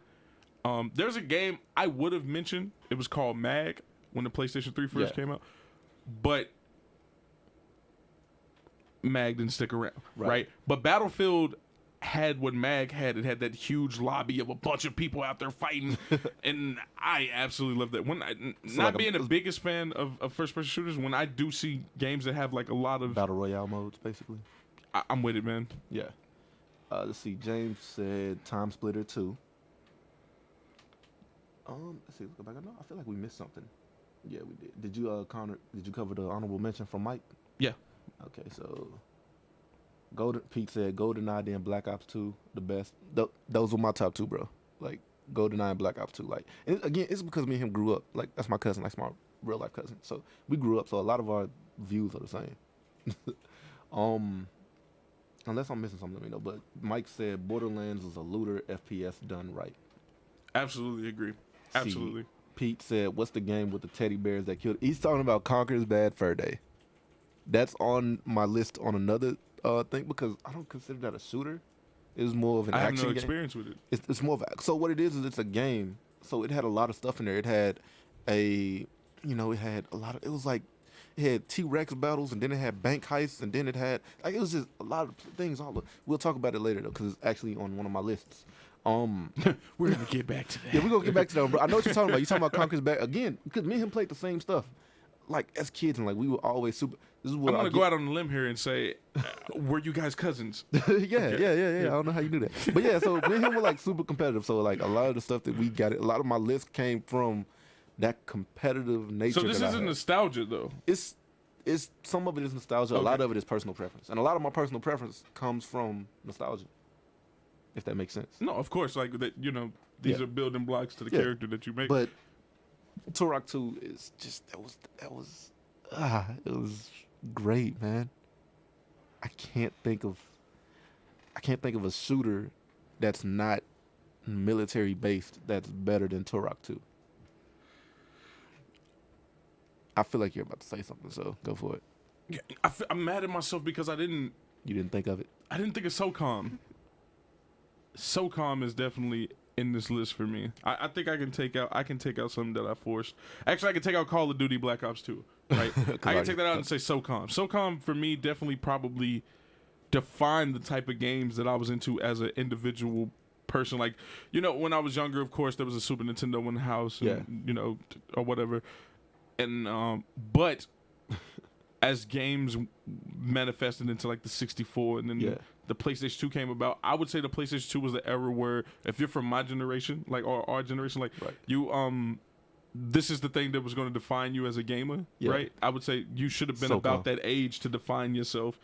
And plus, it was the generation that we are a part of. So, you know, you had your Grand Theft Auto 3 era, right? Yeah. And I'll say it like that. So, SOCOM was definitely where I found my love. Like, I loved the way you move in the game. I loved the weapons. I loved the outfits. I loved the environments. I loved the way you played at the prime. I love communicating with my team. That's actually the reason why now my favorite genre of gaming is probably RTS games. Right. Like, you know, real-time strategy games, for those of y'all that don't know. Like, there's a game called XCOM 2. And this has no tie to SOCOM. But XCOM 2 is definitely... where I would say a person such as myself finds the most peace when playing the game. Like, I just love it. That whole strategy, man, and you working my team out. I wish I still played on PC, man, so I could get, like, the mods for the Star Trek characters. See, Mike said Mag's lobbies would take too long to queue up. No, that... So... I can honestly say I don't remember having that problem with the lobbies. I can honestly say that. But I do like that one of the things that made Mad cool was the faction thing. That was a new thing around that time that I had never been indulged in. Not to mention, of course, this was the era of the online thing, right? Because either you were playing at that time, either you played Mag or you played Metal Gear Solid 4 online. I was Metal Gear Solid. That's what you did. Like, you either played those two things, and so Mag was a win because it was so many people. It had, I think, 250 people in the lobby, but you know, it didn't stick around. So, you know, definitely why I didn't make the list over Battlefield. James Clark said honorable mention South Park. I didn't know South Park had a shooter. Me neither. That's new. Yeah, where you at on your next one? Modern Warfare 2. Okay. I'm gonna get a lot of hate for this. I'm gonna go 3 over 2 because of the survival. I'm gonna get a lot of hate for this, but I used to blast people with the noob tube all day.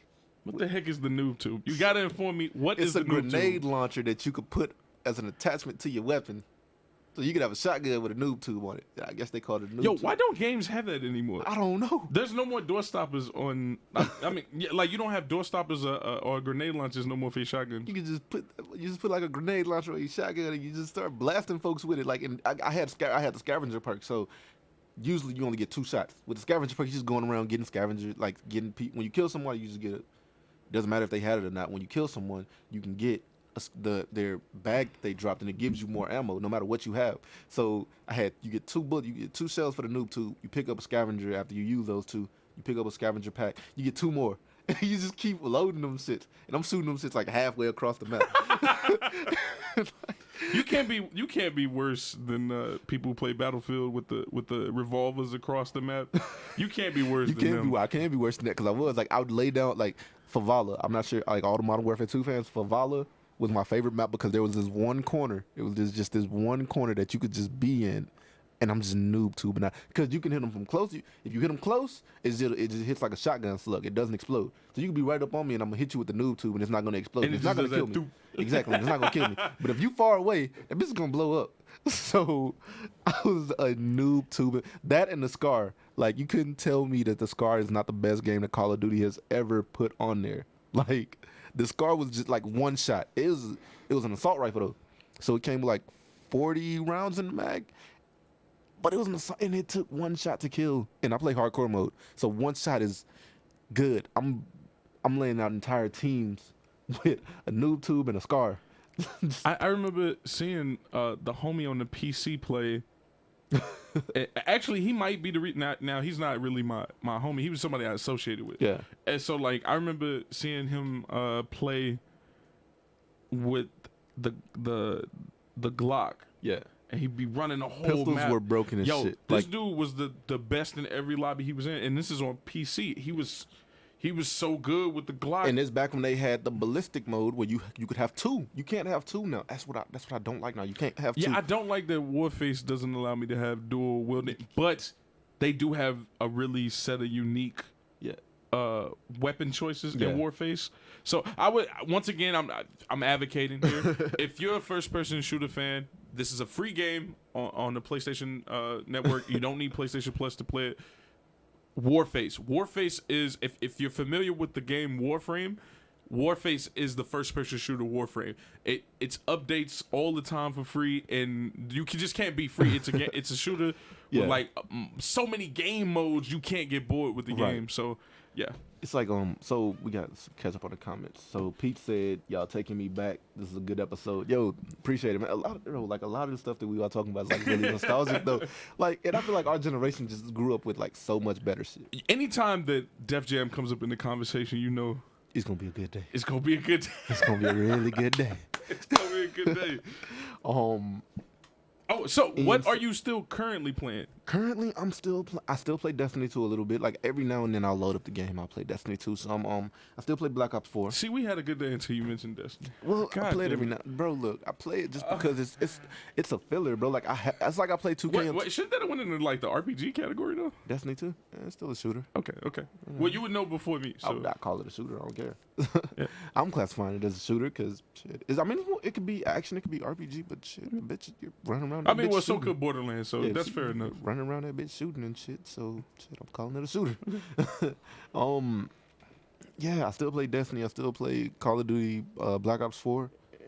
I was actually just on there yesterday. I went like first game back in like weeks, and I went like on 40 and 3, 40 and 4. Like I'm still great at that game. Comments. Let's see. Don't forget, guys, if you're just now coming in, get your shout outs. Share the stream, obviously. Guys, even you guys who have been here, please do share the stream. Continue to share the stream. And call in if you want to. Don't forget to subscribe. Hit that like button. Unpacked. Do not forget. Or I will kick your mother in her throat. And Keegan said, "What's up with y'all, bitch? Man, why we gotta be all that, Keegan?" I think that was at you. That wasn't at me. You the one that he got a problem with. You just not gonna say nothing. Okay. We're moving on. All right. Let's see. Ian said RTS games are amazing. Yes. Absolutely. Mike, this is why we have such a great relationship right there. Mike said, "Doom, you used to noob tube." Yes, I did. No shame. He ain't got no yes, shame. I did. I was noob tubing in that corner. That is that's where I got my start right there. I realized that at that point, at that moment in time, I didn't need skill. Where I could just put a grenade launcher at the end of my goddamn gun and blow shit up. So he's like, "So you telling me you were the worst human being?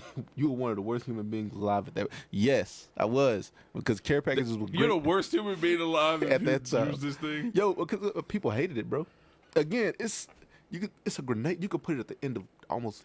Every I think when that was out, was it like Crisis Core out? That's probably what I was doing at the time. Modern Warfare 2 was hot. Talking about Final Fantasy Crisis yeah, Core? I think it came out before. I think it came out before Crisis Core. So I was Monster Hunter Freedom United 2 then at the time. But yo, noob tubing was, I was load that motherfucker up and just either blow up or hit somebody. So can somebody who plays with a noob tube actually go around like they were good at the game?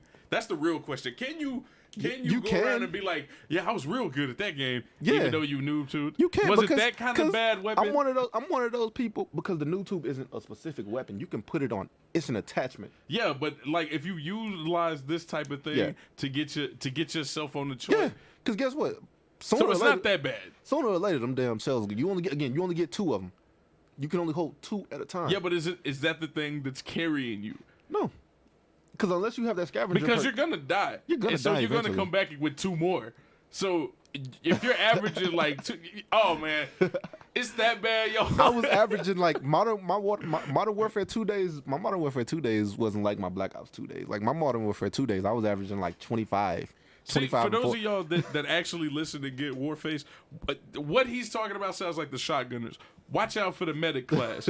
Yo, man, those dudes, I swear, you could shoot them. If they shoot at the same time, they'll reverse the kill. Yo, so, man, look, I'm speaking like some NBA facts. Like my shit back in Modern Warfare 2 was like 25 and 4. Black Ops 2 is when I started hitting like 32 and 3. I was like, shit.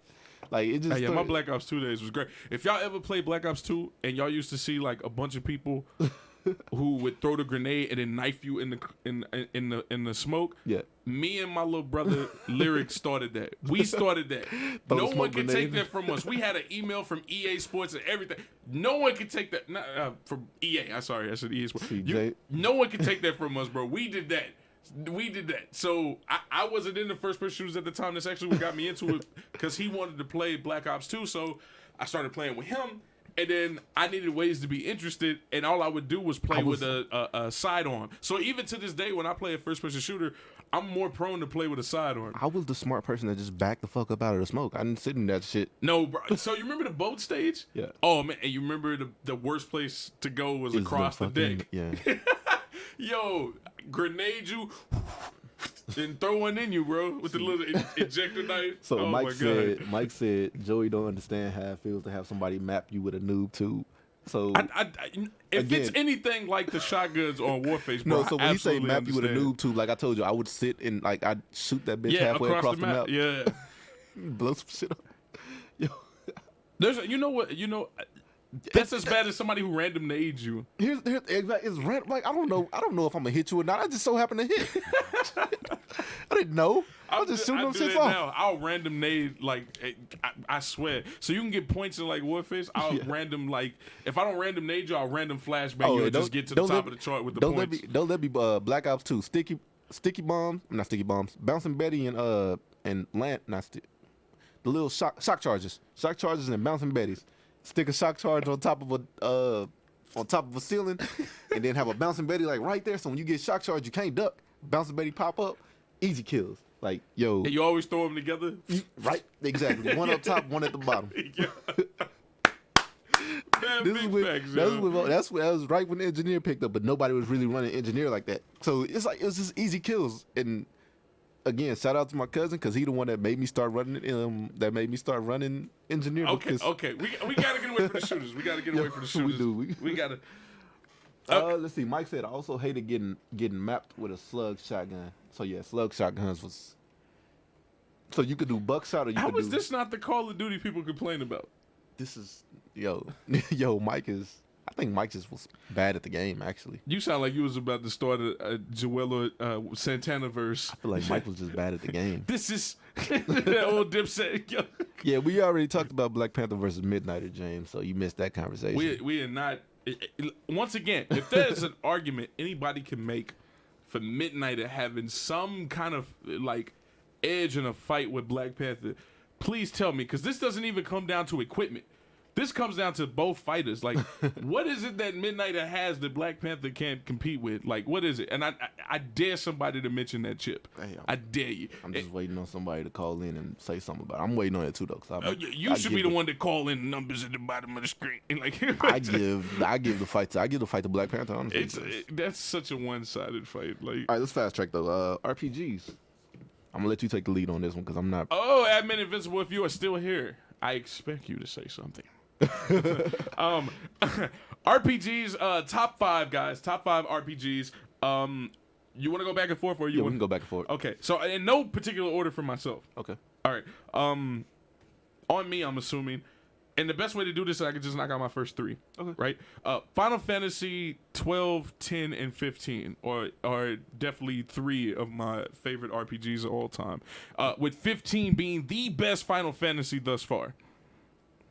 It is the Spider-Man Far From Home of Final Fantasies. Shit. Yo, Pokemon Ruby. Okay. That was my number 1. Because I've always said Generation 3 is my favorite generation of Pokemon. Ruby was... I was an Emerald, by the way. You was an Emerald. I was an Emerald. Ruby was my shit. It introduced so much fun shit into the game. Like, you could build tree houses. The fucking the berry, you go to like a Pokemon Center and they have like the little berry mixes. Like every berry does a different effect. So now your Pokemon can't be put to sleep if you have like that lemon berry or whatever, as long as they're holding it. Like the game was cool. The graphics, again, this is for Game Boy Advance, Game Boy SP, Game Boy. The SP. Yo, when I had my SP, I thought I was the shit when I got the SP. Yo, for everybody who ever thought, I still don't know. I'm gonna look this up. Like I was a bad person in life. You don't understand. Like I'm a very misunderstood person. I did things like I remember a person I associated with stole my SP. Right now, mind you, by this time I had already had 3 SPs. Okay, right? SP stands for special. I never knew what it stood for. So, after I finally got another SP again, Somebody stole it. we were on the bus. No, check it out. We was on the bus. Me and my older brother was on the bus, and we was going to those associates I was talking about earlier. And this lady was talking to a kid like mad crazy. Talking to a kid super crazy, right? Like, this is a kid who couldn't do nothing. He couldn't move, nothing like that, right? I'm a teen. This kid couldn't be no older than 8, right?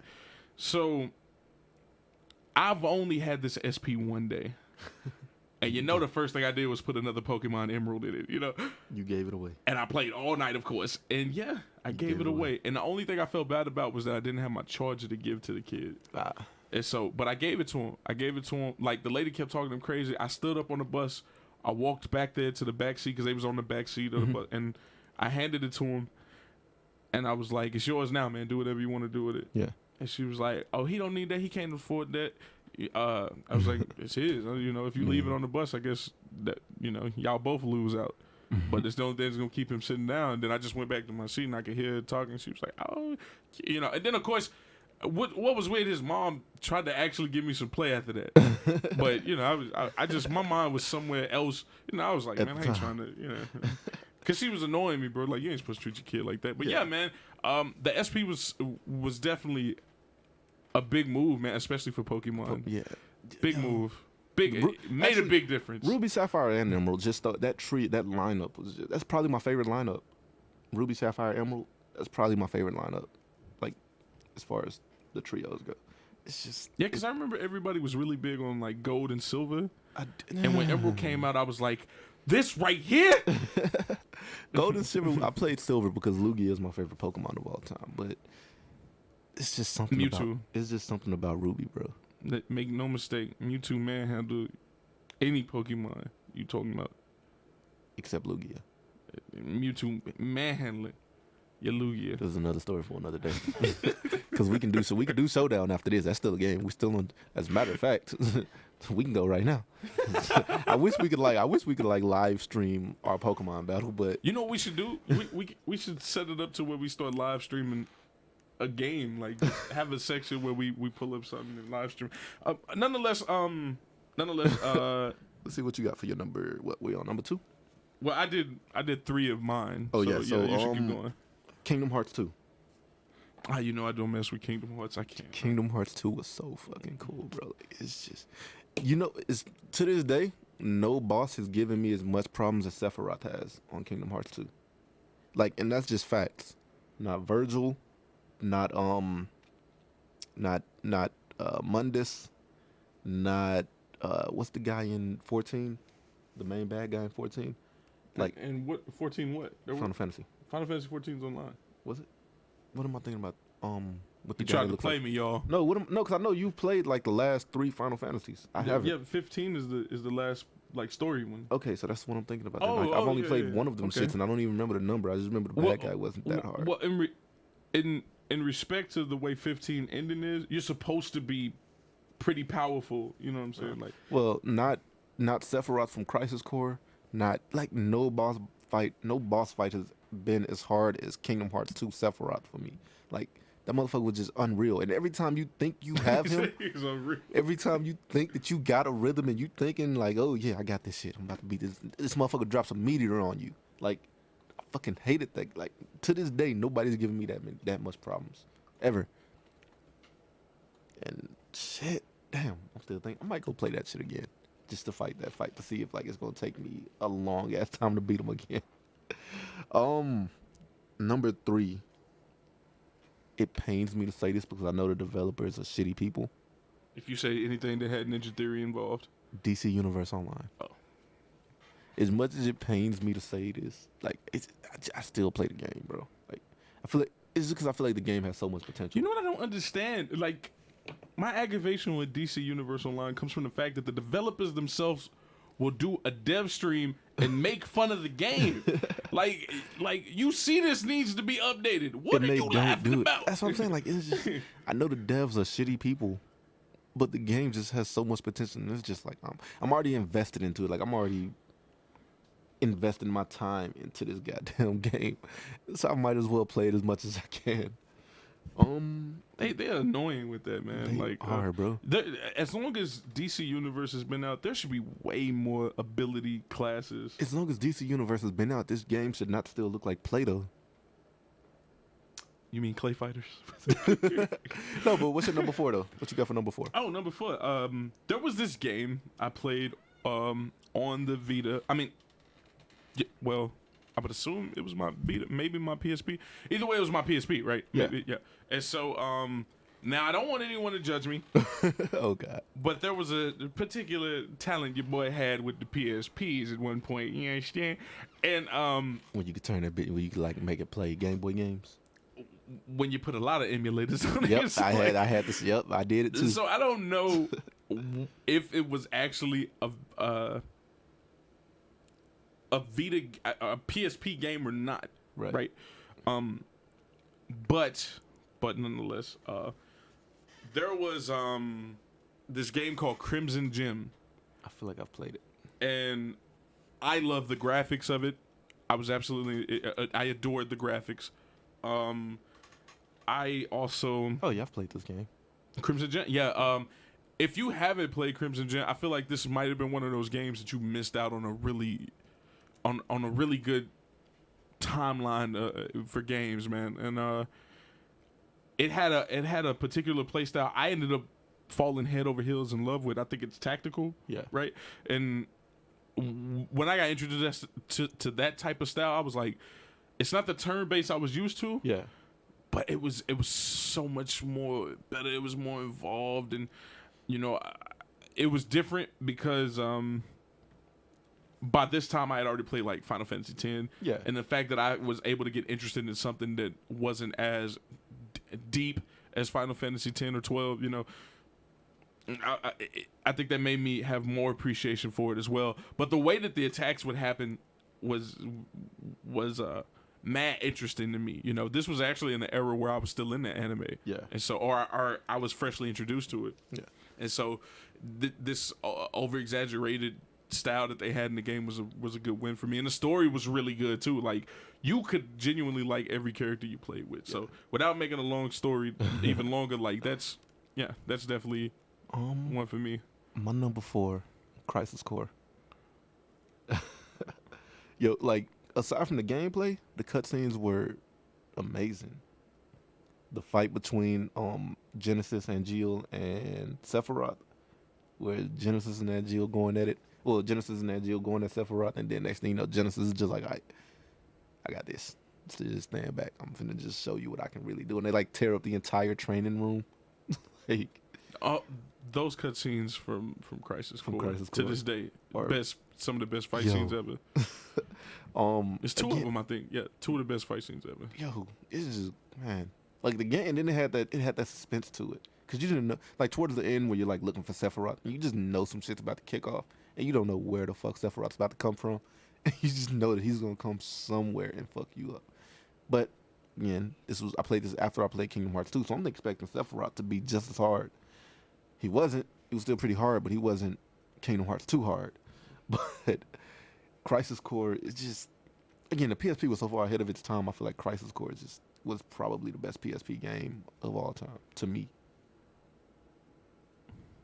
There was a game called Ren Goku that I think I enjoyed more than I enjoyed Crisis Core.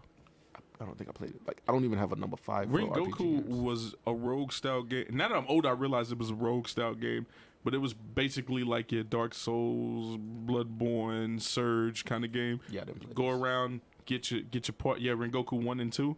Like, go around, get you parts, Look upgrade your character, go back and get even stronger. Like, just keep going and getting more parts to get even stronger. Like,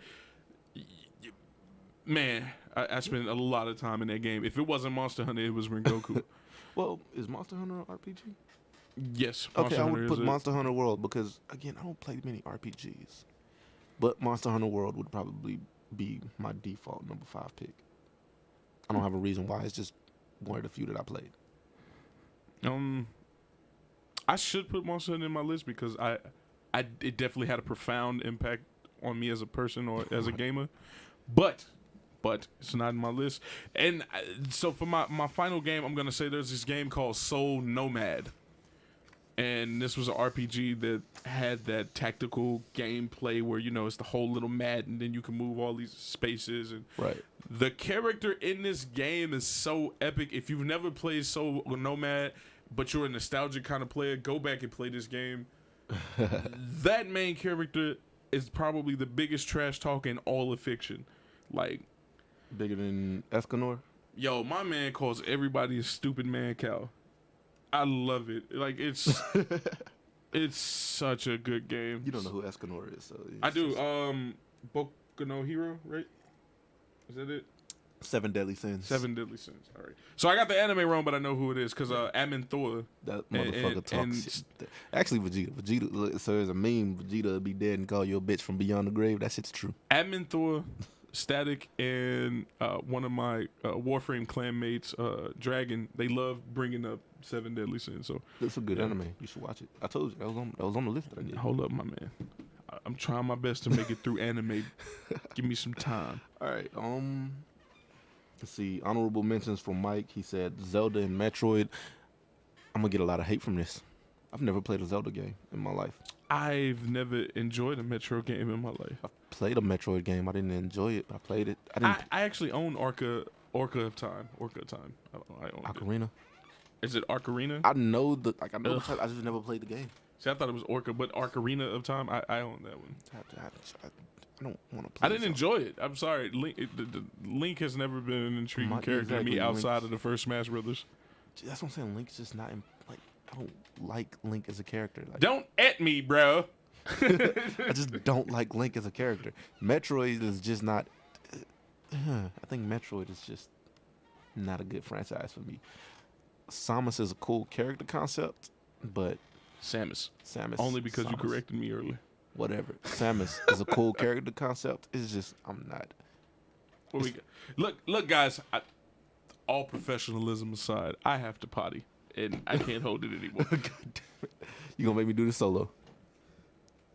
Anyways, whatever. I'm doing this solo. So if anybody wants to call in, we can go ahead, open the phone lines. Yeah, I'm gonna need a co-host until this guy gets back because he wants to be all unprofessional and things and not go before we go on the air. So if anybody wants to call in, come on, go for it. I'm talking solo, and I'm gonna hold off on everything else. You know, as a matter of fact, let's do some versus battles. So if y'all got any versus battles, throw them in the chat. I'll answer them no matter what they are, as much as I don't want to. And it looks like we got a caller. Come on, I'm ready. All right, caller, you on? Yo, Admin Static here. What's going on, Static? So, top 5 RPGs. Top 5 RPGs. Let's go. Yeah, top 5 RPGs. I'm going with number 1. Gotta be Pokemon. Like no specific specific game, one. Just Pokemon. No specific one because they're all the same. When you have a game that you do literally the same fucking thing, Right. Every game, and it sells out all the time, and it does well every time. Yeah. So when I put Ruby on there, it was simply because it introduced some shit like Ruby. No, yeah, I get that. Yeah. So yeah, that's why I had to specify Ruby was my Pokemon pick. Like originally, when I wrote it down, I just had Pokemon because again, like you said, you play one, you play them all. It just Ruby introduced some shit that was just really really cool. If I had to choose a specific one, it'll probably be yellow. It'll probably be yellow. That's cool. I mean, everybody got their choices, no matter how wrong they are. Okay. All right. No, but let's continue your list though. Tales of Symphonia. Never played it. You have to look that one up. That's one of those games that like. Irate caller, please just answer the question. No, you don't come in here. You don't come in here and take over my call. Chrono Trigger. Chrono Trigger, played it. Chrono Trigger is on my list. The next one is Final Fantasy X. Final Fantasy X is the best Final Fantasy of all time. Crisis Core. Irate caller, please do not exaggerate. We will not blaspheme here, okay? Last one is Digimon World 1. Why do I not have that on? Why was that not on my list? Mistakes Digimon happen. World 1 has They to do. go on the list. Yo, that should have been on my list. I'm a Which one? Digimon. Digimon World 1? Yeah, Caller, we're gonna need a soundbite of you correcting that Final Fantasy choice. Yeah, we're gonna need that, bro. Hey, We're gonna also need some artwork. Final Fantasy 10. 15. Yeah, actually, I need a color, and that's it. Okay, well, we just know we waiting. All right, caller, thanks for calling in. My co-host came back. Nice. Yep.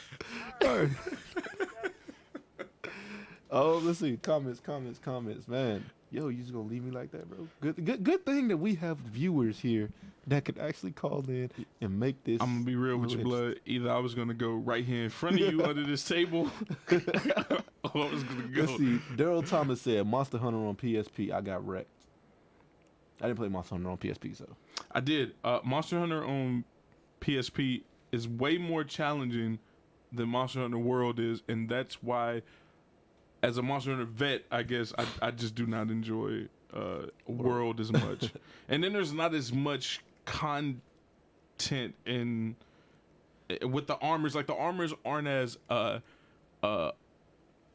designed in a variety with unique looks as they were on like Monster Hunter Freedom United 2. Yeah. So. See, he said he could never cook the meats right. He could never hear. He said he could never hear the sound. Oh man, yes, that was a huge problem back in the day. Was oh it my really? god, yeah, trying to get the meats perfect, bro. Yo, I didn't. You had to get it as soon as it browned. As soon as it darkened, you had to. Well, he said he couldn't hear the sound, So that was it. That was it. It wasn't about the sound. It was about the moment the meat changed colors. You were supposed to take that motherfucker. Take it up. Take it up. Let's see. Pixie Bell said, "What happened to the fluffy one?" Well, he had to go pee, so he left me here. Oh man, I'm not gonna be able to live this down. Yeah, he left me here because he can't hold his bladder for the next maybe 30 minutes. I've been drinking a lot of Starbucks. Let's see. You had one damn drink. I had half a drink. Half. All right. So Mike Blunt said DMC Armor and Monster Hunter was lit. I didn't know this. Not a Monster Hunter fan. I just played World because I got it. Because somebody forced me to get it, actually. So, yeah. Only reason I continued to play Monster Hunter World was for the Devil May Cry armor, obviously, because I'm the biggest Devil May Cry fan in the world. Yeah, this goes without question. Anybody ready to spend $8,000 on a fucking special edition? Yeah. Love it. No, but let's see. What we got next? What's next on our topic list? Unless you got some more to throw out on RPGs, because I don't. So which one is you still playing at this moment? I mean, by DC Universe, still playing it. I don't know why, but I'm still playing it. Final Fantasy 15 for me. I contemplate all the time if I should buy the multiplayer part. Because I own Final Fantasy 14, right. You know, so it's like, should I get the one for 15, the multiplayer for 15? Then like when I be watching like YouTube videos for it, I'd be like, it looks good. I want to experience it, but at the same time, I don't want to spend my Warframe money on something that ain't Warframe. So yeah. Daryl said Legend of Dragoon. Legend of Dragoon. Okay, yeah, good mention. Oh my God, you know those Gauntlet style games? Do you remember those? Which ones? You don't know what Gauntlet is? Man, look. There was like the Champion one. That was a really good game. Well, you're looking it up, so I just definitely look it up. Whatever. It's definitely not giving me any specific games. Let's say if you play games like Ultimate Alliance. Yeah. Those type of games. Oh, like X-Men Legends 2 and yes. Yeah, okay, yeah, that was nice. Those were some great games. It's actually on my list later on. Yeah, those are some great games. Okay. Once again, guys, if you guys are just not joining us, if you guys have been here, if you have something to say, continue to communicate with us. If you want to call, the number is at the bottom of your screen. If you are not subscribed, subscribe. Please do subscribe. We're trying to get sponsored here, and you know, the more subscribers we have, the better chance that we get to get sponsored, and the more money we get, and the more we can have a bigger event, and then maybe, hopefully, we can do a panel at Comic-Con. But that's just a dream. Get us to Comic-Con. Please get us to Comic-Con. Get us to Comic-Con. I would love to do a panel at Comic-Con. Make make a note of this, guys, that you are always welcome to communicate with us any way that you can. Also, you can continue to rock with us throughout every week until the next episode, of course, by following our pages, whether it's Nerd Unpacked, Blerd Lines, Tea Time, Nerds of Combat community. Yo, just the versus community in general, man. I feel like we're a part of almost every versus community page. Like, and I feel like we cause the most problems, which is fun. Because we say that we bring logic over popularity, which a lot of things in the versus community is popularity over logic. I think what gives us the advantage is that we debate amongst one another so much that when we do finally go out into the community with something, like we already got the scans ready to unload. Like it's hard to refute like what we're saying, you know. Exactly. People still do it though. What's up, Justin Bennett? What up? So, here we go. And don't forget, guys, this is shooting in 4K. Yeah. Is it really? Yeah, shooting in 4K. I'll switch to YouTube and see how this looks. Yo, I'm gonna switch. So this is the part of the episode where we are about to come into the action adventure part of the game conversation. So, you want to lead that one, or you want me to do it? Any particular order, or just freehanded? Well, see, the way the action adventure, I consider those the same, honestly. Okay, so action and adventure, same category. Oh, this looks so cool. No order whatsoever. I will start it off for those of y'all that know Admin Negro Lantern. You know that Justin, I'm sorry to cut you off. This is just we're speaking games, so again, this is what I never wanted to get confused. Like, as much as we are a part of the versus community, as much as we are part of the comic book community, we are in that group of nerds that talk about everything. Like, we talk games, we talk comics, we talk anime. This is pop culture. You know, we cover it all. Exactly, we cover it all. So now we can't talk politics, but I don't think so. So this episode isn't just comic book games; it's video games in general. So it's whatever video game you think is cool. Because like I said, half the games we mentioned aren't even comic. None of the games we've mentioned are comic book based. Actually, well, we did just mention Ultimate Alliance. Yeah, but I'm talking like as far as our top fives. Yeah, well, you mentioned DC Universe. You're right, I did mention DC. Man, look, I forget that game is even good half the time. But like, I'm not against you. I'm with you. Yeah, but you get what I'm saying. Though. So yeah, so it's just video games in general, bro. So man, just if you got something, call in, man. So number one for me would be Devil May Cry over everything else. No specific one. Just the Devil May Cry series. Devil May Cry franchise, and of course 5 would be the best of them all. You know what? I got 5 on my list. 5 is but it's not number one. The graphically amazing game. If you have not played Devil May Cry 5, you have never played a game near what you get when you play 5. Like the moment you look at 5, like with that control in your hand, it's just not the. My number one is Prince of Persia: Sands of Time. Wow, the Sands of Time. The Sands of Time is my favorite. Is my number one. Bro. Am I getting this wrong? Sands of Time isn't the soft reboot. No, it's not the soft reboot. Okay. Sands of Time is the first one where you started seeing the glimpses of him and like Prince and the Dark Prince. Like you start seeing the glimpses, and then the next one is the one where they actually split the two. Okay. But you get the sand dagger. You can go back in time. And so that's so meaning. I thought you were mentioning the one. The reboot? No. Because I was about to say, I thought everybody hated that. No. Sands of Time was just, it was great, bro. Like, and it made you like, you can't just run around and jump over some shit. You actually got to like time your jumps. It was also one of those games that was, you had the Devil May Cry's, the Onimushas, the God of Wars, the Prince of Persia. Right. Yeah. It just, man, Sands of Time was just something. I forget which one. I'm finna Google it. I forgot what came after it, but it was hard to choose between Sands of Time and that one. And I'm about to see which one. I think if you're one of those people who always debate that, like the Dante versus Kratos game thing, like I think Prince of Persia will always come up in that type of person's list. It should, bro. I don't know why people forget it. Yeah, I don't think you should. I think Prince of Persia, especially from the PlayStation 2 era, always belongs in that. The Two Thrones, that's what it was. That conversation. Yo, this shit was just great, man.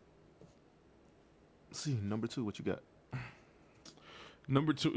I feel like we're about to go in order here. I Yeah. feel like that's what this is. This actually list is actually in order for me. So I'm gonna say Warframe. Warframe is the second greatest game. I'm sorry to cut you off, but that for wall me. run on Prince of Persia was cool too. The fact that you could like wall run and then reverse time, like I would like wall run to see what's ahead of me, and then Oh, reverse. you mean that Matrix still? And then reverse time and like, all right, cool. I know what's up there. How am I gonna take these motherfuckers out? That Matrix thing. Yeah, Yeah. but continue, man. I'm sorry. So you don't want to talk about the Matrix anymore? No, I don't want to talk about Okay. Matrix no more. You sure? I'm sure. No, I mean that's the only thing that ruined the Prince of Persia reboot for me. Like the fact that you couldn't die. I died a lot of times in that How? game. Because all it did was reverse you automatically every time. I I could not die in that game. I was like, this is just, there's no challenge. a lot of challenges. How in did that you game. die? Well, I considered like when they auto reverse you, I consider that a death. Oh, so you didn't actually. It's like, how did you so die? they make you you have to win that shit. So this is what I don't. This is what I understand. Like when you're playing a video game, you have to win. So I kind of see where they went with that. Like there's no point in killing you off if it's gonna respawn. Let's just go ahead, throw the auto rewind. Yeah, but this was more of a narrative kind of thing, though. Yeah, because somebody was always talking like after you died, like the narrator was like, she'd always have some monologue waiting to happen. So yeah, Warframe is my number 2. Warframe is the best game for any gamer. I can't understand why anyone would make an argument that they're not playing Warframe. I just don't. It literally boggles my mind that any person especially on the PS4 would be like, I don't play Warframe. But then downloaded they it. go out and they buy another game. Like, you know why you keep buying games? Because you're not playing Warframe. Yeah, Like, Warframe is free. I do have it on my system. I downloaded it. I just haven't. yeah, I get it. Like, some people just, I get it, man. Y'all don't want to admit that you're overwhelmed by a game. But the fact is that if you're not, you played this game and then you're like, oh, well, you know, I tried it, but I ain't like, no. I You like the got game. overwhelmed. And No, I told I you- mean, but this I doesn't was apply saying- to you, obviously. I'm Like, saying I told you like I don't play the game because I feel like there's too much for me to catch up on. Like I love the game. I love the gameplay. I love how almost everything that you can do on the game is free. It's just I don't like to catch up a lot. see, There's and a that's lot of catching up. that right there actually aligns with what I'm saying. Like, you're not behind unless you're not a founder. Right. Right? That's the only way you can be behind in Warframe. Warframe lets you pace at your own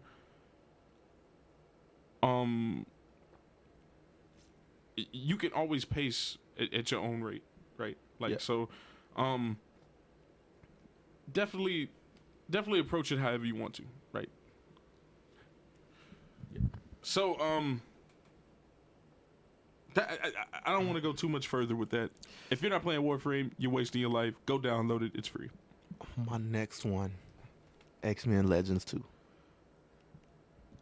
That game was just the fact that my team was Nightcrawler, Nightcrawler, Iceman, Juggernaut, and Wolverine, and then the fact that they actually did have a multiplayer mode, like Nightcrawler was just broken because you could just teleport all around the map. Like dude, X-Men Legends 2 was great. It was definitely one of those games that should be a lot. That should The have been a whole lot. franchise was The whole great. franchise was great, Yeah. but 2 specifically was just because it was the Apocalypse one. Oh, that was the best one for sure. And it was, man, I don't even think I played with it. I think that was my team. Like, the moment I unlocked those characters, I didn't run through it with anybody else. Because Iceman, you could do the little ice glide. Nightcrawler, you could teleport. Back when Iceman was a straight man. I don't think they had Sabretooth in that one. Well, I wasn't a Sabretooth fan at that point. Like, I wasn't a huge Sabretooth. Apparently, there's a lot of things you're not, and you're lying about playing DCU. That's what Admin Static says. Admin Static says, Doom lying. He don't play DCU. I was just on DC Universe yesterday. Well, first of all, when was the last time he's been on PlayStation? Hopefully not at all. Yeah, he should be drawing right now while you worried about what I'm doing. Nice comeback. just think about that for a second. Like, the question is, when the last time you picked up a pencil and drew some shit like you're supposed to be doing? So what else is in the comment? We're gonna try to catch up with the comments real quick. Let's see. Mike, Devil May Cry, Dante Inferno, God of War, Prince of Persia, The Two Princes, which is the one I told you about, split personalities, and Onimusha. What up, Miguel? Miguel says Metal Gear Solid and God of War are the greatest set of games ever. I don't know, bro. The Devil May Cry franchise has it. The the Marvel series, the Ultimate Alliance series has it. Like, I'm gonna have to fight with both of y'all. So Miguel, definitely Metal Gear and God of War belong in some of the greatest games of all time, even if they're not my personal preference. greatest They definitely franchises, belong there. Well, when I say not my personal preference, it's mainly the God of War. But but Mike, where I'm gonna have to beef with you is Onimusha 3 over 4. We got to beef, bro. Onimusha 4 was the best. Didn't play it. It was the best. Y'all got It's not no real beef. You know what I'm saying? Let's see. James said Absolver, Vanquish, San Andreas, Spider-Man 2, Shenmue. So, I don't care what anybody says. Ultimate Spider-Man is the best Spider-Man game ever created. I'm gonna fight you there. I'm gonna have to say Spider-Man PS4. Ultimate Spider-Man is the greatest Spider-Man game ever created. The fact that I can play Spider-Man and Venom. No, I'd even say Shattered Dimensions is better than Ultimate Spider-Man. The fact that I can play Spider-Man and Venom and swing around the city and do whatever I want to do. Swing. And it had you could switch suits in it. Same thing you could do with the PS4. Big facts. You can choose your path. I could be the hero. I could be the villain. I can do whatever. I can do whatever the hell I want in that game. I run these streets. So the problem with Spider-Man games, this is a good subject, right? The problem with Spider-Man games is that Spider-Man games all have that great one thing. The web swinging. Right? So Spider-Man PS4 graphics, great, right? The fighting is good. I will do. I'm so tired of the path of Neo fighting. The fighting was great on that goddamn game. I'm tired of it. I don't want that path of Neo fighting no more. Like they let Arkham get away with stealing that style, and then everybody wanted that style. Dude, the fighting on that shit, like the fluidity of his moves is just great. Because you can, it's kind of like Royal Guard, Spidey sense. Like you can, if you're really good, you won't get touched in that game. It's the Royal Guard. It's basically the Royal Guard. Because again, the moment the Spidey sense goes off and you time it right, you're not getting hit. Like, again, I seen a video on YouTube. Somebody was doing it kind of like they did the Royal Guard. And it was just Spidey sense. Like, it was just dodging everything in it. He's not getting hit at all through these fights. Like, let's say, there was the Amazing Spider-Man franchise had the 2 video games. Yeah. Right? Those 2 games, especially the first one, had elements in the story that were actually better than, I would say, just about every other Spider-Man game story. So I think the first one had like this apocalyptic thing going on. Yeah. Where it was super dark. And it was like, why didn't y'all do this in a movie? It was great. The YouTube Justin said Ultimate Carnage or Maximum Carnage was the best Spider-Man game. What you got to say about that one? Because I didn't play Maximum Carnage. Bless his soul. The Rail said I'm about to unsubscribe. I don't know why, bro. Like, dude, Ultimate Spider-Man. My man said Spider-Man PS4. Okay, so Spider-Man PS4 was good. It's just it didn't live up to the hype. Like, yeah, I left I mean, Doom's right. It just did I left not. that game underwhelmed. Like, like after you beat the story mode, there's nothing to do. Like, all the suits don't have their own powers. The fact that you can mix them as powers is cool. I like that I can use the yeah, like you're not obligated to use the one you don't like. Yeah, I can use the you do like. I can use the Spidey limbs on 2099 suit. You got to give them credit though that they went back and they fixed the coloring on the claws to where it would match the Iron Spider. Yeah. So I didn't even notice that, dude. Yeah. I ain't noticed it. I don't use them like that. I was just saying that's what I could do if I wanted to do. But you get what I'm saying though. I can use the Spidey limbs on 2099 suit, even though 2099 suit never had the Spidey limbs. So it's stuff like that that makes it cool. It's just you're left that game. Like after you beat the story, you're just like, what do I do next? I would add to that the game is bad if you don't play the DLC. Because the game's story is so short that if you don't play the DLC, you're like, you're just swinging where's around the rest of my game? Exactly. Yeah, and even then that's underwhelming because the DLC doesn't actually add anything to the main game. So it's like thanks for another suit, I guess. Right? It's like if that's how you feel about it. Yeah. You know? Yeah. You're left that game underwhelmed after you beat it. Like when you're playing through the story, you're hyped, you're excited, it's fun. I would be more happy if bosses actually existed while I free roam. Yeah. Like why is my Rikers Island not being utilized? And why did y'all give up at the water? Right? Like why is there this paper mache thing going across my water? Like, it's not a boat. So like, and then there's just so much undeveloped like stage in the game. Like, why did you leave that there if you had no plans for it? Why? So the fact that you can like the web swinging is cool, but it's just so you get tired of looking at the same web swinging flip over and over and over and over again.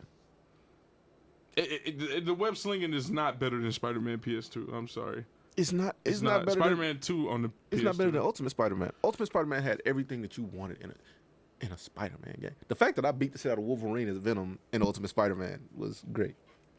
That was like the first fight you do as Venom. Because let's be honest, if they added something to the free roam to give it the playback value, then you'd be like, okay, this was a great game. But they won't. You know, for those of y'all who are like, no, they're not going anywhere with this. Think about it like this: Spider-Man PS4 actually went backwards, right? Can you pick up civilians? Can you race Johnny Storm through the city? That was probably my funnest thing about Ultimate Spider. I would go look for Johnny Storm and race him through the city. That was fun. Let's be real. The best Spider-Man game would have been if they took Prototype 2 and put Spider-Man in there. That would have been the perfect Spider-Man game. There's so much playback value in Prototype 1 and 2. Mike Blunt says Spidey Sense is nothing like Royal Guard. Yeah, you're right, because Royal Guard you actually get hit. Spidey Sense you don't. Well, I think what he means is that Spidey Sense equates to a way slower gameplay than Royal Guard. Royal Guard takes like hella timing. You have to be a perfectionist to get that timing down. Yeah. He said, I thought you guys said no blasphemy. What did I blast? What did I blast? What did I blaspheme? Don't forget, guys, please join us on this. Please continue to share the stream. Please get involved. We have a caller. Somebody is about to rage on us about this Spider-Man subject. This is going to be good. I had to get in on this. Look, man. Spider-Man. Time out, caller. First of all, I'm going to need you to address who you are. This is also cool on YouTube. And I was watching you guys on Facebook as well. Okay. Thanks for joining us, man. Yeah. I gave y'all that subscribe, but y'all about to mess around and go ahead and get that and subscribe real quick. Come on, bro. What's your gripe though? What's your complaint? Hey, well, okay. I mean, everyone's entitled to their opinions, right? Right. Not everybody's entitled to their opinion. If you have no idea what you're talking about, we have to kill this cliche right here and now. Spider-Man PS4 being the best Spider-Man. Straight up. Best Spider-Man game. Okay, so we agree there. Say that one time? So we do agree, because that's exactly what I said. That's what you said. I thought I heard. I said Ultimate Spider-Man. So, yeah, what was it? Yeah, so Admin Doom is the one who didn't say Spider-Man PS4 was the best Spider-Man. It's not. I mean, okay. Well, what do you think makes the Spider-Man game the Spider-Man game? What aspect of the game? So I'm gonna say it like this: Ultimate Spider-Man, the villains were way harder. Would you agree with that? The villains were much harder in Ultimate Spider-Man. I'm gonna say no. You gonna say no? I'm gonna say no. For the sure reason, do you remember the Spider-Man PS4 fight with Shocker? It was like the hardest villain of all of them is Shocker. I mean, not Shocker, Electro. No. Electro and Vulture. Yeah. Yeah, it's the hardest fight out of that entire. Really? That's kind of. Well, that's not the only one. That's not the only one for me, right? Yeah. Let's say Hammerhead from the DLC. I beat the dog shit out of Hammerhead easily. It was the one that he first showed up in. Is the one I'm talking about. I beat the dog shit out of Hammerhead easily, like all three. What difficulty did you play? Because I play on Ultimate. I play on what's right above normal. Yeah. Okay, so I think Spectacular. Okay, that's what I play. Okay, so I'm playing on Ultimate. Okay. Not easy at all. Okay. I might play on Ultimate later. But I beat the dog shit out of it. I think you have to because the game needs I think Black Cat gave me more. Problems than. I mean, not Black Cat. I think Silver Saber gave me more problems. Silver Saber. That's what I was about to say. That was probably the hardest one for me. That bitch was. You couldn't hit that like bitch. Being able to counter everything. You know what I'm saying? Like that was. That's all. But anyways, rooftop fight Ultimate Silver Sable is not easy. Oh yeah, not easy. No, but so to me, again, the web swinging in Ultimate Spider-Man is much better. You can interact with civilians in Ultimate Spider-Man, which is what you can. You can talk to civilians in Ultimate. I mean, not in Ultimate in PS4, but you can't really you can't pick them up or you can't you can't stick to cars. You can't stick to cars. Like, you can't stick to cars. You can switch suits and all. You can do that in Ultimate also. But again, I don't have that Venom option here. Like again, and I'm more of a Venom fan than I am of Peter Parker. Like Peter Parker is like probably my least favorite Spider-Man, honestly. But the fact that I could go and race against Johnny Storm, or I could go and look for people to eat while I'm Venom. Like you have to eat people as Venom, actually. Like it's just Ultimate is just better, bro. Like. So let's be real. So, Justin is on the YouTube chat saying that, and you guys should be able to see it on screen. He's saying that Maximum Carnage is the hardest. I would argue that the one on Game Boy definitely was the most difficult Spider-Man. But we're not talking difficult though. So we're talking about like overall game playback value. Let's get back to Rail though.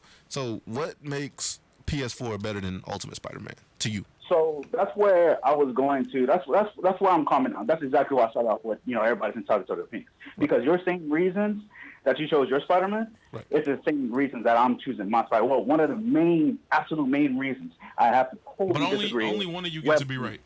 So what's the reasons though? Swinging is better in PS4 Spider-Man. Like straight up physics, dynamics, like the work that they put into it. Graphics, yeah, but no. So let me ask you, as somebody who's also a fan of the Spider-Man PS4, right? Because we both agree here. Right. What exactly within the physicality of that swinging, in Spider-Man PS4, is so much better than Spider-Man 2 on the PlayStation 2? I think you know what? That's the wrong question. What is so much better in that swinging than the Amazing Spider-Man franchise video games? I just think that when playing Spider-Man PS4, that you might correct me on the terms that I'm about to use, but like it had this pendulum effect. You know what I'm saying? Like when I was swinging, it's like you're just sitting there on the couch holding the controller, but it felt like, okay, if I let go of the button right now, I should go forward. I should go upwards if I hold it long. Yeah, but that comes with that comes with evolution of the game, though. Like you would expect that though. That comes with the evolution of games because you got to understand. Not to mention the charge has been a thing in Spider-Man games for a while. Ultimate Spider-Man came out in 2005, 2006, something like that. Early 2000s, early to mid 2000s. Like so, they weren't thinking pendulum effect when they were doing their web swingers. Granted, I think they still did have it to a certain degree. Like if you release the web swing weight too high, you're not going to go that far. But if you release it at the right moment, you're going to go far. And that's really how you beat Johnny Storm. And I keep bringing this up because that's probably my favorite thing to do in Ultimate Spider-Man is race Johnny Storm. But you have to time your jumps to go the furthest distance. So I'm not seeing where PS4 Spider-Man is better than Ultimate PS4 in that. I mean, Ultimate Spider-Man in that sense, as far as web swinging goes. So this is where I'll combat for the both of us. Take over. So where Spider-Man PS4 does win is in combat, right? That is. That was my second point. Yeah, you got it. I get it on. So let's not say the whole Arkham Knight that stole from Path of Neo game, right? Yeah. Let's say the mechanics for when I'm in the middle of a fight, I can switch gadgets. Huge win. Evolution. That's the evolution of video games. But that's what gives it the edge over, Yeah, right? So let's say evolution Shattered is Dimensions, the right? point, Shattered though, Dimensions right? had the whole God of War kind of gameplay for Spider-Man, but it didn't have the variety that Spider-Man PS4 had. So, it's again, that's an evolution thing. That's something that's supposed to happen as time evolves. Especially since now that we have so much more on Spider-Man than we had then. Yeah, true. But at the same time, Ultimate Spider-Man was an evolution of Spider-Man games prior to it. So Spider-Man PS4 just it offered more. It just was a short game. It was underdeveloped. It was definitely underdeveloped. No, but like I said, so like you said, we all have our own opinions. To me, Ultimate Spider-Man there was no bad in that game to me. And there was plenty of bad in PS4. That's really what it came down to with me. Like, I can't think of one bad thing about Ultimate Spider-Man. Like, the villains were challenging, especially fucking Goblin. That motherfucker was hard. The fact the Venom, like how Venom didn't really wall crawl, he stuck in, like he didn't really, it wasn't wall crawling per se. He just super strength into the walls, and it left the fucking handprint in there, like it left the claw print in the wall, or the fact that again, one of the first things you do as Venom is eat a fucking child. Like the game was just great to me, man. Like This sounds like you like all the elements but the Spider-Man. I was about to say, You what's like gonna happen everything once about the Venom Spider-Man turns game to- dude, except I Spider-Man. played more. The only time I played as Spider-Man in that game is when they forced me to play as Spider-Man, or unless I wanted to go and race Johnny Storm. So this has no reflection of actual Spider-Man. But You it's a just- Spider-Man game, so it counts. No, this is just something in Spider-Man you could do that you liked a lot more, and you wish that they'd have gave you that kind of option. If they in would have this gave me the game. option to play as Venom here, I still would have had a problem with the web swinging. I feel like I feel like if they'd have gave you a Tom Hardy Venom who was going around throwing his prototype everywhere, yeah, you'd have been fine. Nah. Yo, thanks, homie, for calling in. Thank you for calling in. We're gonna give somebody else an opportunity to call in. You are more than welcome to call back in the next column. Yeah. Thanks, bro. I hope I fought to keep that subscription. God damn, that was loud. Oh yeah, that was pretty loud. Yeah. I hope I fought to keep that subscription though. Let's see. The body movements while swinging made it feel real. You talking about PS4? Again, it's evolution, bro. Like,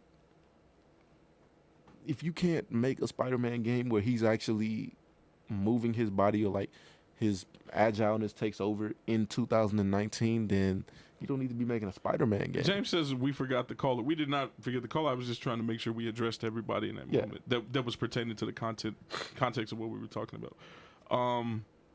So Mike also says, "Don't let Black Logan hear you talking about Wolverine." Yo, man, we have never, dude. We're gonna have to get him in here one of these days.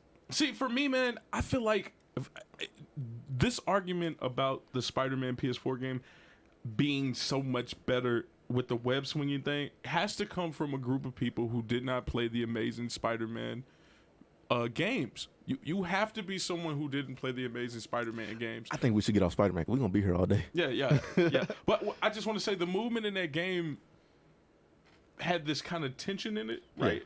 So it felt like if you swung up to a certain point, like Somebody the body noticed weight it. was fighting Somebody against finally you. noticed it. He said Doom's wearing a Venom shirt. No wonder he likes Venom. Somebody finally noticed it.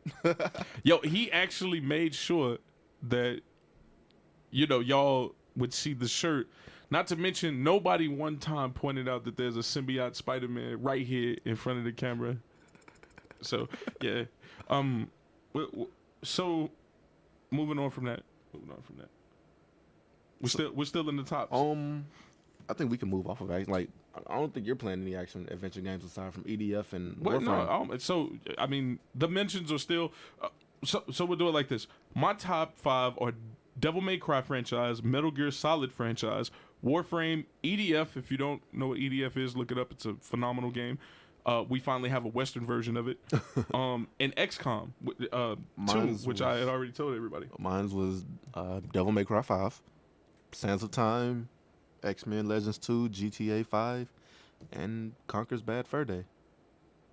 So, Back to that's what I was talking about. Conker's Bad Fur Day, because I know you didn't know what it was. yeah, I have no idea. So what it is it's a game with a lot of game modes. So there's one game mode you're on a T-Rex and you're like trying to it's like a heist kind of sort of. It's like a caveman heist.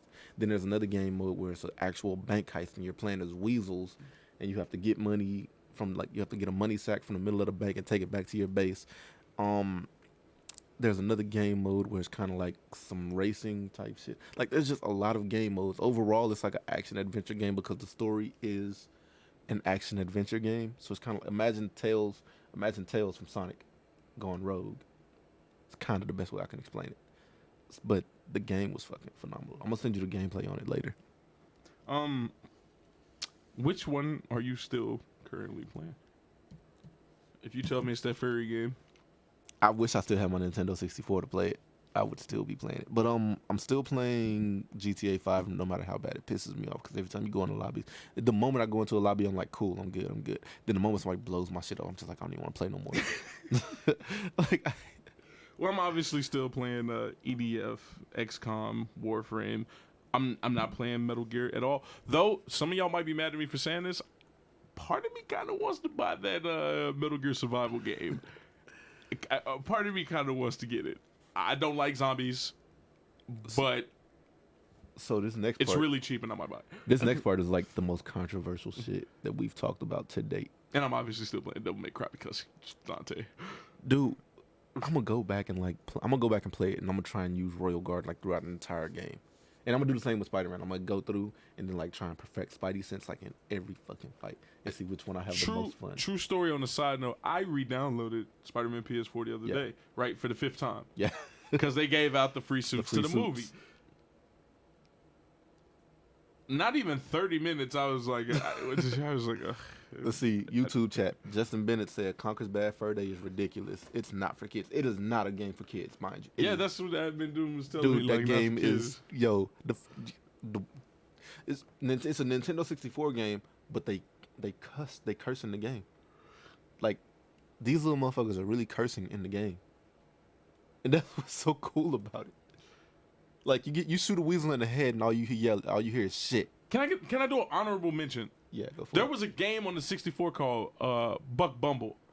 Amazing game. Amazing. Okay. All right. So this is like the controversial part right here, like the end of the podcast. The console wars. Oh my god. So, guys, if you ain't shared the stream yet, you might want to share it because this is where it's about to get deep. This is gonna be so fun. But we're gonna need everybody to get involved here. We're gonna need everybody to get involved. This is where we're gonna need maximum participation. Pull your phones out. All right. Get this number at the bottom of the screen. Get it ready, because I know we're about to step on some, especially me. Actually, no. This is actually mandatory. This how we'll do this. For everybody that's tuning in, that's actually active, right? And apologies ahead of time for those of y'all that'll see this later. I want to hear your reasons for your choice. I really do. I want to hear you tell us why you chose what you chose. So here we go. James Clark said, "I need a Black Panther game, action RPG." Yeah, so you can spend the whole game not the Black Panther like this. Dude, we need an Iron Man game first, like a decent. Yeah, we need that first. We need one with good suits in it. That's what we need. So here we go. Brand Wars. Sony, PlayStation, Xbox. What you got?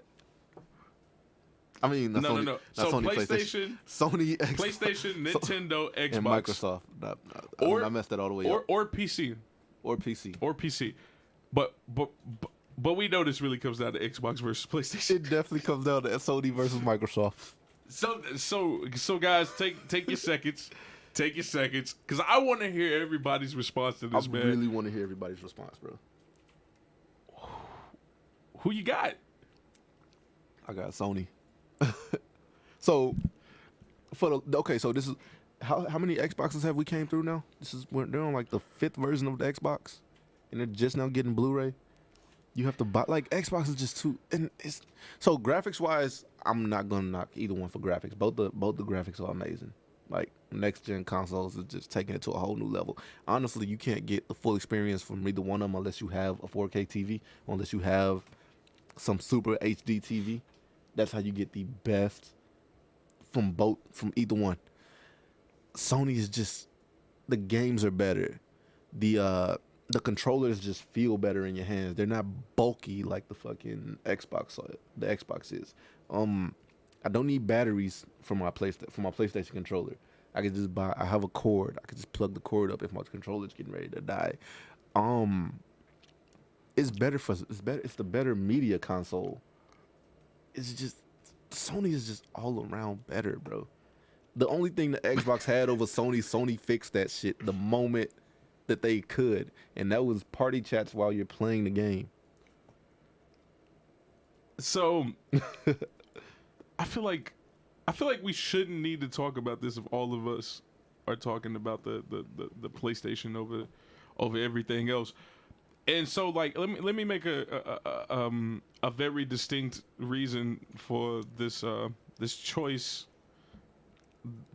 with with saying PC can go here, because it's a preference thing. I am somebody who played PC and then moved to the PlayStation 4. Yeah. So I actually enjoy using that controller on the PlayStation more than I enjoy using the key. Yeah. The key is, so it's a preference thing, yo. Like, there are a lot of more things you can throw into this conversation. We could talk about, like, software and so on and so forth, things like that. We'd be here all day talking software. That's why I tried to exclude, like, graphics out of this whole thing. But you have to at one point. Preferably, I'd rather that Mo Control set up on the PlayStation. I'd just rather that. I'd rather not use my Discord every time. I'd rather, chat with my people in the PlayStation chat. Though sometimes, you do wish that the chats would be larger when you have those really good conversations. But that's on some other notes. As far as, like, me gaming, like, the PlayStation, man. The PlayStation winning. I feel like somebody on Microsoft side is gonna call in. So if we don't have any opposition to this, then I guess we can keep going. No, I spoke too soon. We got a caller. Caller, you are on. Yeah, it's Miguel from Miguel Gonzalez. We can barely understand you. Who is this? Are y'all hear me? Yeah, we hear you. Who's on? Yeah, Miguel Gonzalez. What's up? What's popping, yo? Yeah, man, I gotta speak on my Microsoft. I knew it. What you got, bro? Yeah. Come on. You better make a strong about the controllers, about the format. I just think it's just like media-wise, it's just like the best console to get. How's the best console for media? Y'all just got Blu-ray. Look, let me tell you this, right? Because aren't y'all system now basically the PlayStation 3? Basically. It's basically the PlayStation 3. I'm looking at an Xbox right now. Look, the PlayStation 3 was cold, but the Xbox One, when it came out, that was hot. Well, yeah, the Xbox One is supposed format, to be... the way the menu set up. It's supposed to be better than the PlayStation 3 because they had, damn near 10 years to beat it? So, yeah. But successfully being better than the PlayStation 3 is a different thing. I just don't think the PS4 changed anything that the PS3 brought. Because the PS3 had everything. The format, the initial format. I don't like the initial format. In my own opinion, I feel like the Xbox format is just way more simple. Bro, be real, bro. Like, just tell us the truth. Tell us the truth right now. The Xbox was cheaper. Nah, I got both of them. Oh, so you got to keep some. Man, come on. So correct me if I'm wrong here. For the most part, unless you get super heavy into what each console can do, for the most part, this is just for me though. Just admit them exclusives was better on that PlayStation. The PlayStation exclusives was so much better, but I wasn't. Way better. I wasn't going that route. I wasn't even going that route. But unless you get super heavy into like the specs and everything, as far as you're concerned, the PS3 was the perfect console. You could do everything on it except for fuck. It's like that watch off Spy Kids. It did everything. I agree with that. I had a PS3. I didn't play with the Xbox. That bitch did everything but let you group chat. Well, you could group chat, but you couldn't group chat while playing the game. And that's what sucked about it, because I had to choose if I want to play the game or if I want to talk with my friends. And then the PS4 came and corrected that shit.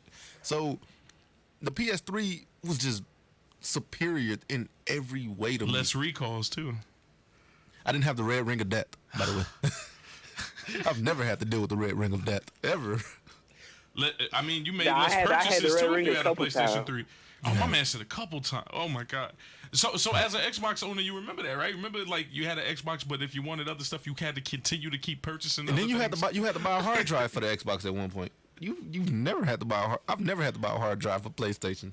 Yeah, I think the initial one only came out with like 3 gigabytes on it. That's a fact. I like what Admin Doom just said. That's a fact. Yo, so for those of us that play the PlayStation 4, there's always somebody that's like, man, you can go get another hard drive or a terabyte. But you don't have to, though. You don't have to, though. Like, I ain't playing that many things in the same hour. Like, I bought a terabyte because I had the money to buy a terabyte system. Honestly, I'm not gonna sugarcoat it. I had the money to buy a terabyte system, and I bought a terabyte system. Like, I didn't need to, because I've only used like 5 gigs.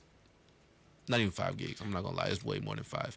I haven't used half a terabyte yet. Do you have anything else to add to this? Because all we hear is that you agree it's PlayStation. Oh man, nah. But as far as like the PS3 system, I agree with him. I had a PS3. I rock with that one. God of War like blows everything that Xbox has done out of the water as far as exclusives go. And don't now one of y'all dare try to say, but we're about to get Gears of War back. Wait, but we had Destiny. I mean, not Destiny. We had Halo. We have Destiny. We had Halo. Like, no, bro, Halo is just futuristic Call of Duty. Like, oh, that's all it is. So all I'm saying is, I think Sony kills them with the exclusives. But as far as like And the just the controller. console, I gotta pick the Xbox almost every time. Plus the controller, I just feel like the controller is just way better. For what? It Which fits my controller? hand like perfectly. The PlayStation or the The Xbox controller? Xbox controller. Nah, the Xbox Bro, One like controller. the PlayStation Xbox controller way is so better. clunky, bro. Like how and then you got the battery pack in the way of like your fingers fitting. Like it's just so. No, you see that? That's the thing, right? I got just rechargeable batteries. I feel like You when got to y'all buy that, though. mess Did up you y'all say you got controllers, I batteries? gotta buy a whole new controller. No, man, did I you just just say replaced you my got batteries. batteries? You know what I'm saying? Did you just say you got batteries? He said he had a rechargeable battery. Oh, okay. It's a battery though. You gotta Yeah. you gotta take that motherfucker out and charge it. Did you say? Yeah, cause I'm know what I saying. got? So if I have an issue with my battery or charging or something, say You know what I got? You know what I gotta do? port, a charger port on my PS4 controller broke, which it did. So now I gotta buy a new controller. That sounds like you But just don't now know I how don't to take gotta care worry of your about stuff. my thing breaking on my Xbox because I just buy a new battery. You know what I'm saying? what? So I This- don't gotta replace my controller every now and then. You know how long I've had my PS4? Nah. I've had my PS4 since the PS4 first came out, and I've never had to buy a new controller nor a new anything. Like I think really a lot brutal of with my people's bought controllers. new you I got, I was controllers. about to say you get angry as shit, and you got kids, so No, I don't throw them, but I always drop them. I always drop my no. controllers. But I've never had that. I feel like if you take care of your things, you're good. Like I said, my PlayStation is on a basically a pedestal in my I mean, house. yeah, my PlayStation, my PS4 Pro works. It works good until I try to play Anthem. And then the Anthem, messed my stuff up. But my wife, Yeah. my wife, hers sits on an actual fan, so we treat our PlayStations with love. Yeah, man, it's 'cause like a they car, help bro. us. If you take care of it, it'll take care of you. So, But we gotta let you go, man. We got another caller trying to call in, bro. We appreciate the call, though. we appreciate all right, your yeah, have a attempt good to one. try to oppose us, but thanks for agreeing. Is the next caller on?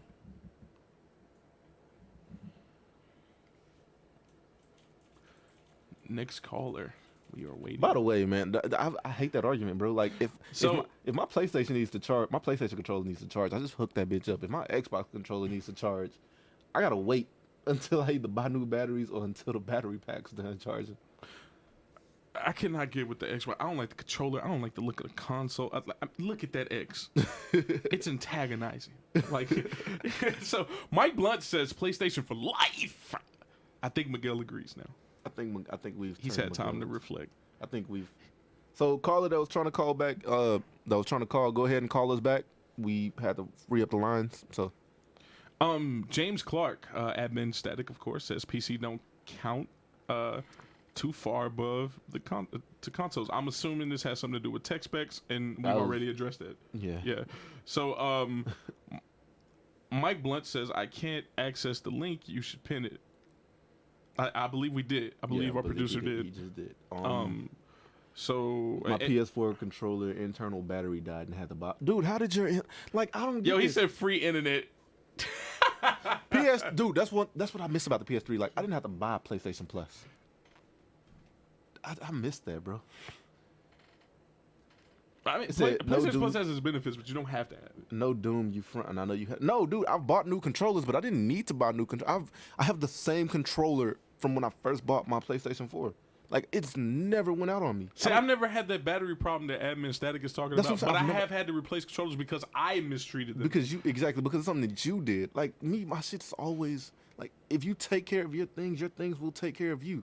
Like, I don't see how people just go around saying that, oh, this and this happened. Like, it's just, apparently Xbox is winning the poll. Only to spite me. Apparently, I feel like just people to spite me. I feel like people are voting like multiple times. So, caller, All right, this is Darrell back again, yo. Yo, what's going on, man? you were welcomed back. All right, yo. So I usually don't do console wars, right? Okay. Because I'm a believer in unity. Everything has, brings to the table its own thing. Okay, you gonna say PC Master Race next, aren't you? Nah. Okay, Once okay. again, I have everything. Everything, every system has something. So for my opinion, the Xbox versus PlayStation, 360 versus PS3, or Nintendo will one never be versus, part of this conversation. Right, bro. Look, PlayStation, hands down, got exclusives. Obviously, it's crazy that we're still fighting about this. But look, the controller, dog. All right, best hands down in the world, number one rated in the world, and rated number one by me, in my experience. Xbox One controllers. How? Back. All right, first off, being symmetrical, yo. I don't like the y'all curse on this show. I don't know if y'all curse. I ain't gonna curse. You're fine. You're on HBO. Yeah. Look, man, I don't like the titties on the PS4 and PS3 controller analog. Sorry, caller, you can't say titties. Oh, wait. But I just didn't like that. I didn't like that asymmetrical feel of when I pick up, like, I'm killing cats on Modern Warfare. Yeah. And then I pick it up on PlayStation, go for a homeboy while he's on a barbecue, pick up the controller, and it's like, now, yes, it's me being used to Xbox, but it's that asymmetrical feel.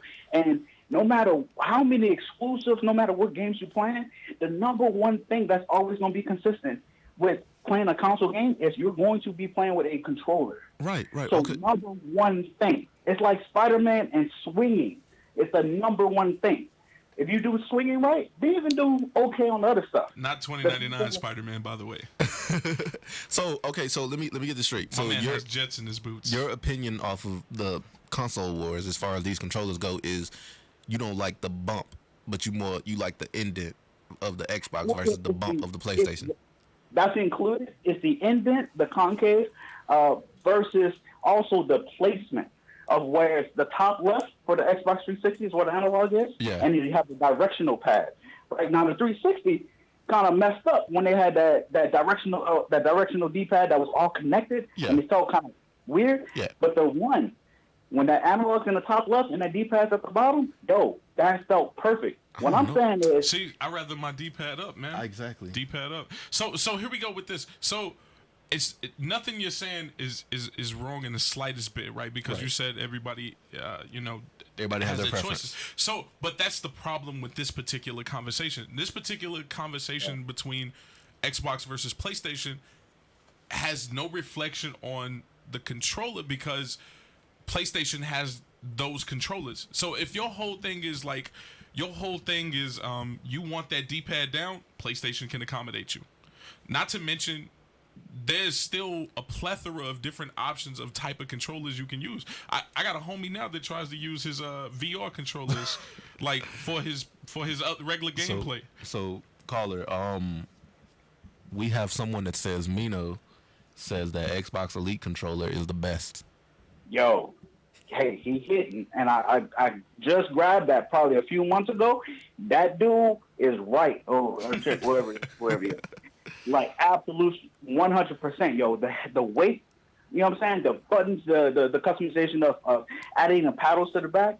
Yeah. Yo, everything about that. I dust that controller off, dog. Like every week. Bro, I'm sorry. See, that's the thing. And the more y'all go into this, the more this is less a reflection on the console and more reflection on your preference. Like as far as controllers go, PlayStation will accommodate you. I can't get over the fact that if your controller dies, you're just stuck not playing the game until you get a new battery pack or a new battery source. Here's my thing. How do you argue? Where's the battery? Wait, hold up. Where's the battery? This battery thing with controllers come into play with PlayStation versus Xbox. Like the external battery is, and once again, in my opinion, better than the embedded battery. Why?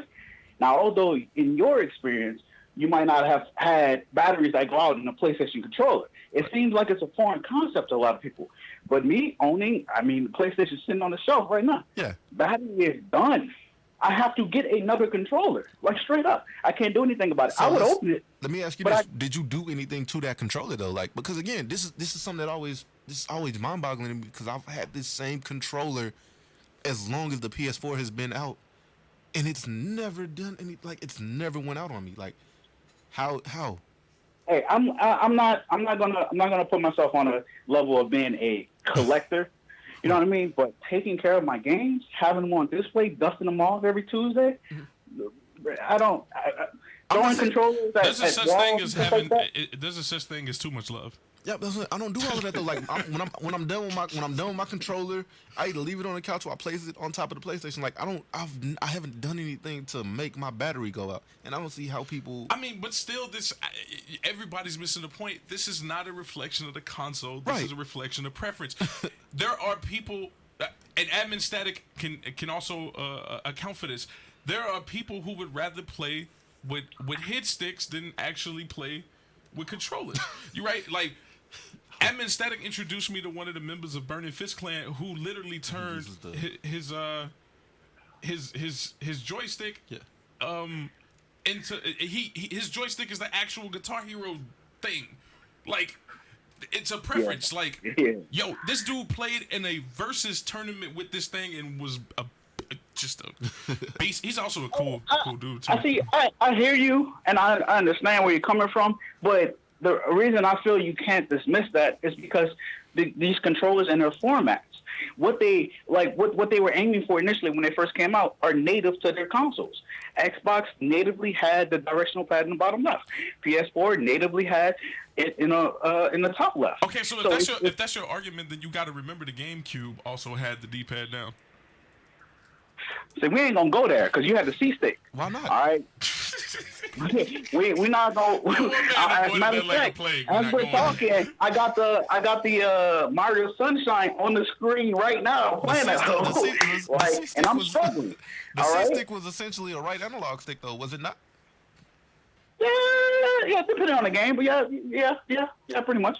Yeah. Like, I'm looking at the Xbox controller right now, and this just looks horrible to me, man. And this still does not refute. This still does not looking at that controller, and you don't feel that good feeling of symmetrical, you know what I'm saying, balance. Like, you have, I mean, if you pick up a Nintendo controller, you know what I'm saying, the Red NES, SNES, Famicom, you pick up any of those, like, just feeling that your hand is on the left-hand side and directly on the right-hand side is the button. Xbox controller. So how do you make that argument to somebody who would rather play all their games tapping on their pad?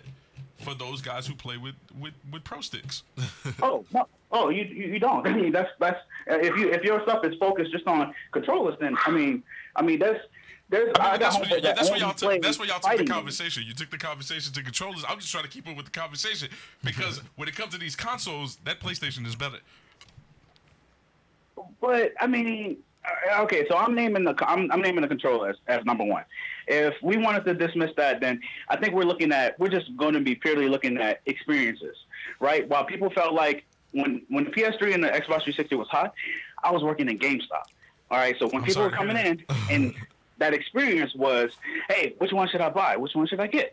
And all I had to do was look on the right and look on the left. On the right-hand side, I had about, say, a 6-foot wall of PlayStation 3 games. That's facts. But then on the left, I had 24 of Xbox 360 games. You know what I'm saying? And it was an experience thing. It was like, look, you have way more variety here. Second, how old is the person you're buying a game for? Oh, 14? Okay, here, we got a few things over here. Probably not so much on PlayStation. You know what I'm saying? It was all of those things that kind of came into play that changed the experience. You guys mentioned it before. The party, the Xbox party, the Sony invite system. Although, yes, these things have been fixed, natively, these things were done directly on the Xbox. Right. So my experience I said that, though. I literally said that. That was the one thing that Xbox did better than PlayStation was the party system. Look, man, you brought absolutely great energy to this particular conversation, and I'm pretty sure that you actually were the champion for some people in this conversation. But there was no defining moment. You get to walk away with your title today, buddy. But somebody else is coming behind you to make an argument too. So yeah. I appreciate you. You are always welcome to call, bro. You already know the rules. You already know what it is. Thank you. Thanks. We got next caller on. All right, back to the conversation. Dude, the controller. Let's catch up on the comments if we're missing any comments. The if not, controller thing always gets me, bro. My man said it. He was like, there are always third-party controllers. So, yeah, caller, always. if you want to call back, go ahead, call back. The lines are free now. Not everybody wants out. Like, I see it fluctuate. Like, not everybody wants out. Yo, it's just, man. Yeah, but we're waiting on those of you who were trying to get through to the line. See, that was the most. So here we go. I think we got him. Call us back. All right, who are we talking to? This is Zachary Static. This is who? This is Static. We waiting on somebody to call. You holding up the line. This is who? Don't play with me. Don't play with me. But I was referring to as far as when it was the controllers, it comes down to two separate things as far as controllers. PlayStation has a better controller as far as comfortability. The way the controller is set up is obviously like just way more comfortable. But placement, the joystick, everything is just placed better. It's more comfortable in your hand. As far as the Xbox controllers, it's more convenient than the PS4 controller. Because look at it this way: you're sitting across the room from your TV and everything like that. Your PS4 controller died. You have to get closer to the TV to plug it up. No, I don't. While you playing, or you have to switch to your other controller that's already charged. No, I don't. I have a 10-foot charger. So no, that alleviates that. You got a 10-foot charger. That's nice. Not the average person.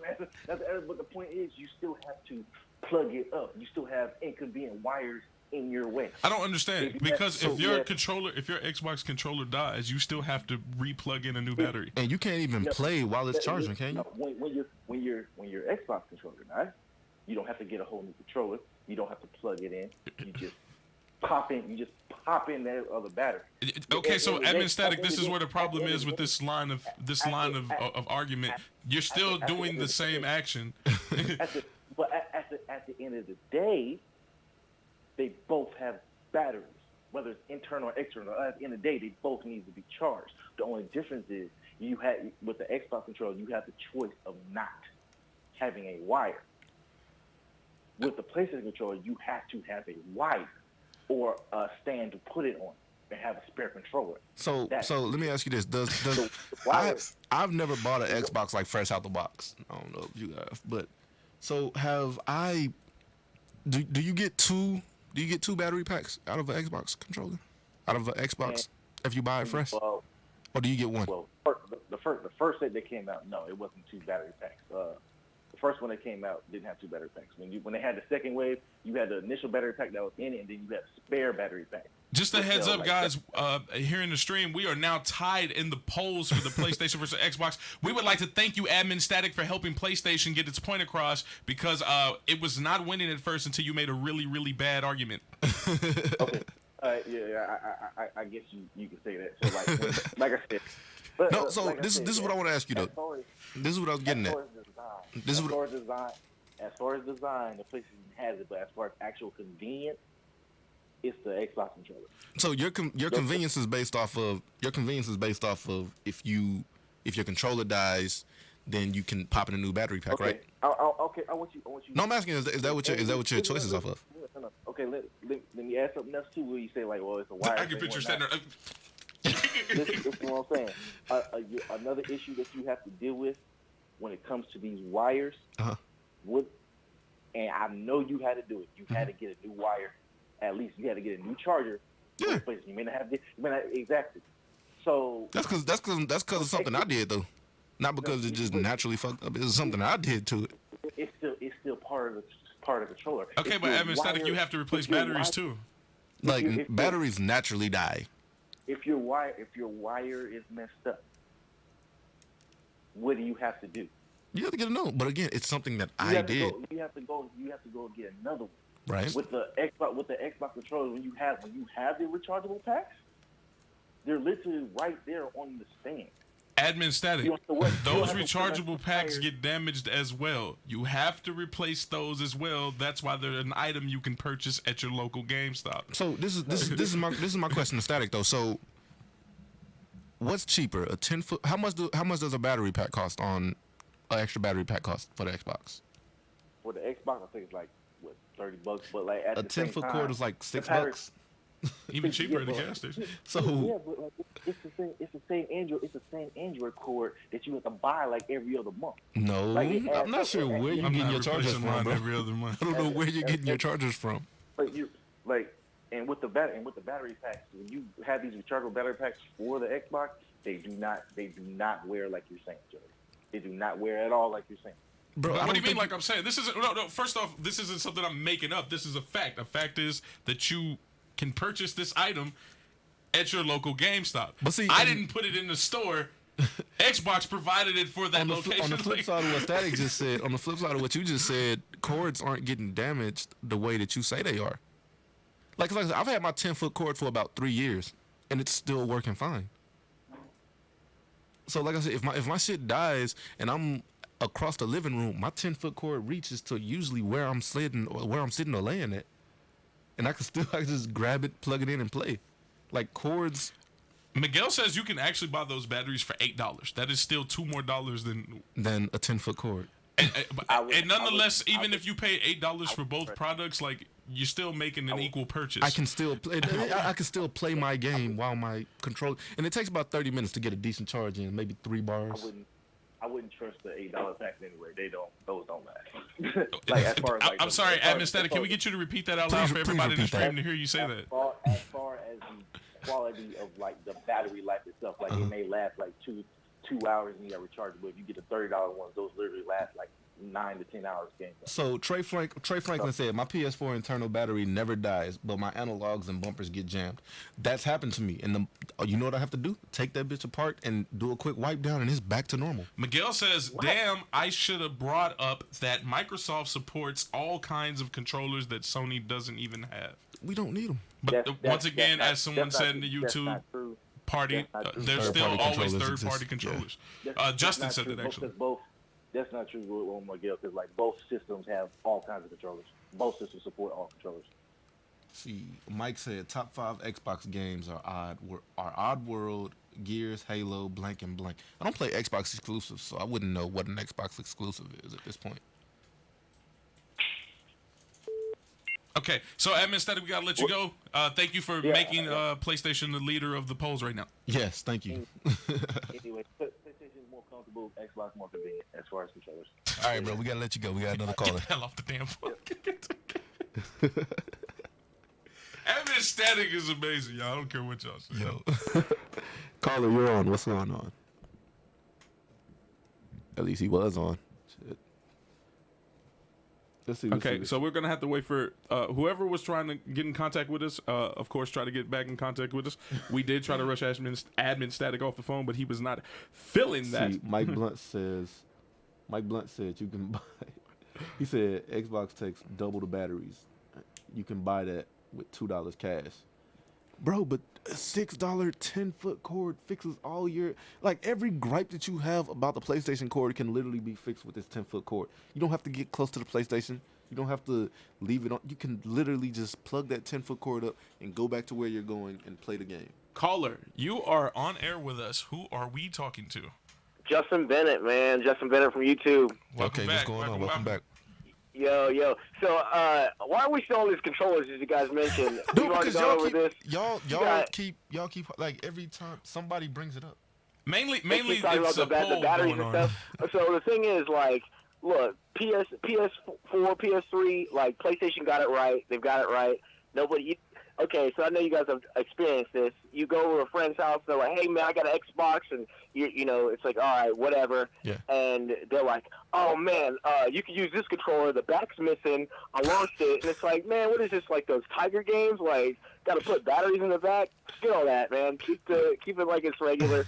Like, just go ahead and plug it in with a cord. Like, there's no need for no damn external batteries and all that crap, man. It's just too much money. But other than that, like, you know, PlayStation, we've got, you know, from the get-go, like you said, free internet. You can play games for free online with anybody and not have to worry about paying an extra membership for this and that. To watch movies, you had to pay. You had to pay for Xbox Gold just to watch like Netflix or something. Like, are you kidding me? Like, that's like getting double charged, man. So what you're telling me is you got to actually pay to watch Netflix after you pay. Right, you pay for Xbox Netflix, Live. but then you have to pay, like, if Xbox, you still had to pay for an extra additional. You like, better be careful, because I believe you're about to make some enemies. So you mean to tell me I have to pay? You know what I mean? It's like everything on Xbox is behind a paywall. So I have to pay for. So correct. So let me make sure I understand what you're saying. I have to pay for Xbox Live, right? Yep. I have to pay for Netflix. Yep. And then I have to pay for some shit to watch Netflix. Like your internet, yeah. You just destroyed every argument that Xbox. And let me also remind y'all, like, we're having this trivial conversation about Xbox versus PlayStation, but don't forget that 2018, PlayStation stumped both companies. Sony, Stumped them. Sony outsold Wasn't even Nintendo close. and fucking Microsoft. Guess who partnered up for 2019 though? Fucking Microsoft and Nintendo, and I still don't think they're gonna outsell Sony, bro. Like, Guess who just tried to partner up with PlayStation? Sony. I mean, I said Sony, Microsoft. Microsoft, yeah. But yeah, so I mean, Sony over all of them. I mean, you know, it's like you come down to the consoles, like Nintendo's got the innovation and you know the solid game, you know, the games for everybody like that are marketable. Yeah. You got PlayStation that's got it right, and you've got the Xbox emo kids in the back just kind of trying to be cool in the cool curve.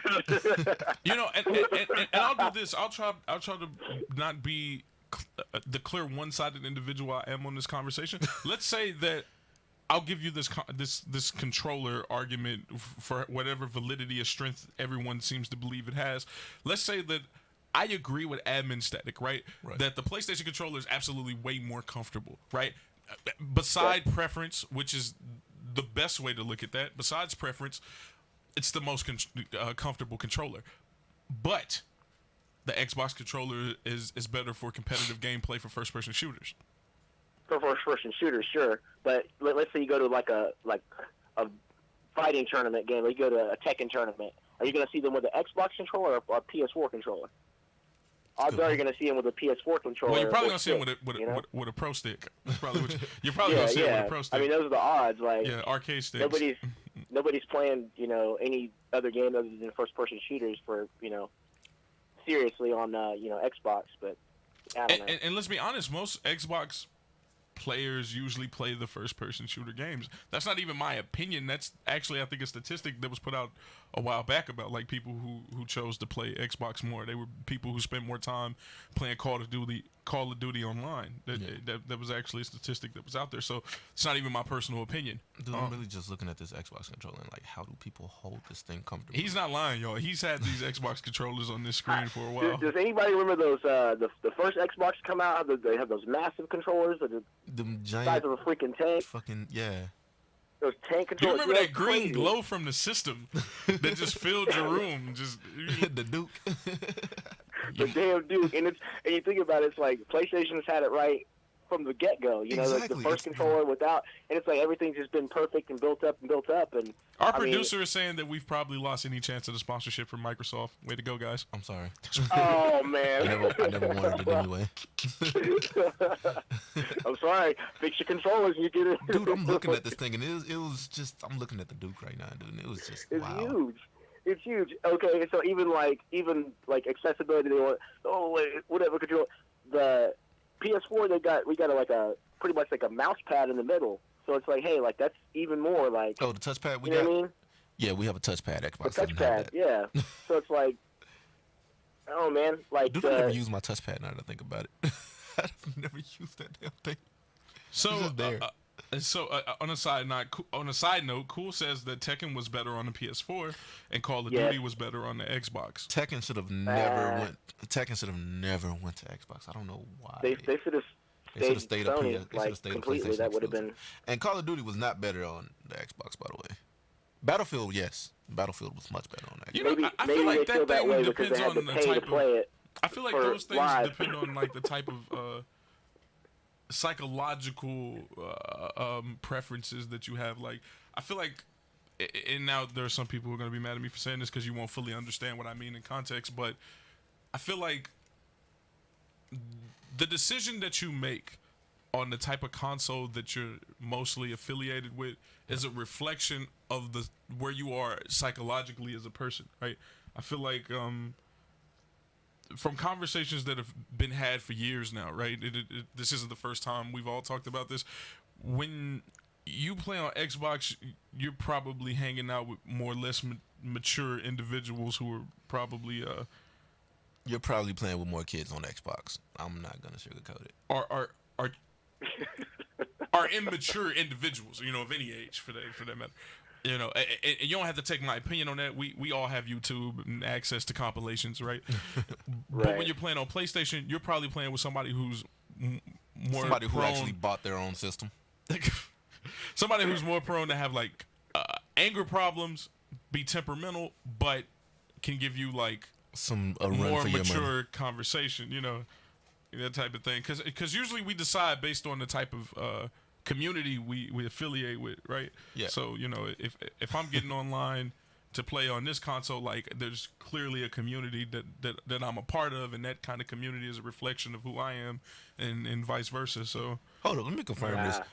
Rory, I'm gonna call my producer Rory. my man said we don't talk about the original Xbox.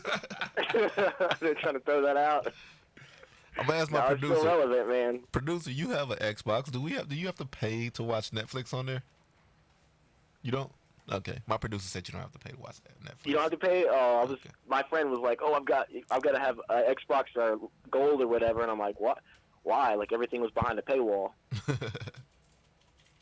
All right, Carla, we're gonna let you go, my man. Yeah, man. Thanks, Joe, for having me on. By the way, I think PlayStation should be winning this poll by now. It's winning. It better be. It better be. Winning. All right, y'all. All right, man. So with the Xbox thing is that you got to have an account, but not a gold account. So there is context there, y'all, where nobody exaggerated anything. It's just, you know, the certain titles to Just a small, to how it's lined slight up. misunderstanding. Yeah. So it's still 50-50 in the poll, by the way. He said, "Don't believe me? Google it. You got laptops." I asked our producer, somebody who's actually doing something that we asked them to do, unlike you right now. Mike Blunt says, "I can't stand playing online with kids." You know, as somebody who's a clan leader in Warframe, like you come across kids a lot.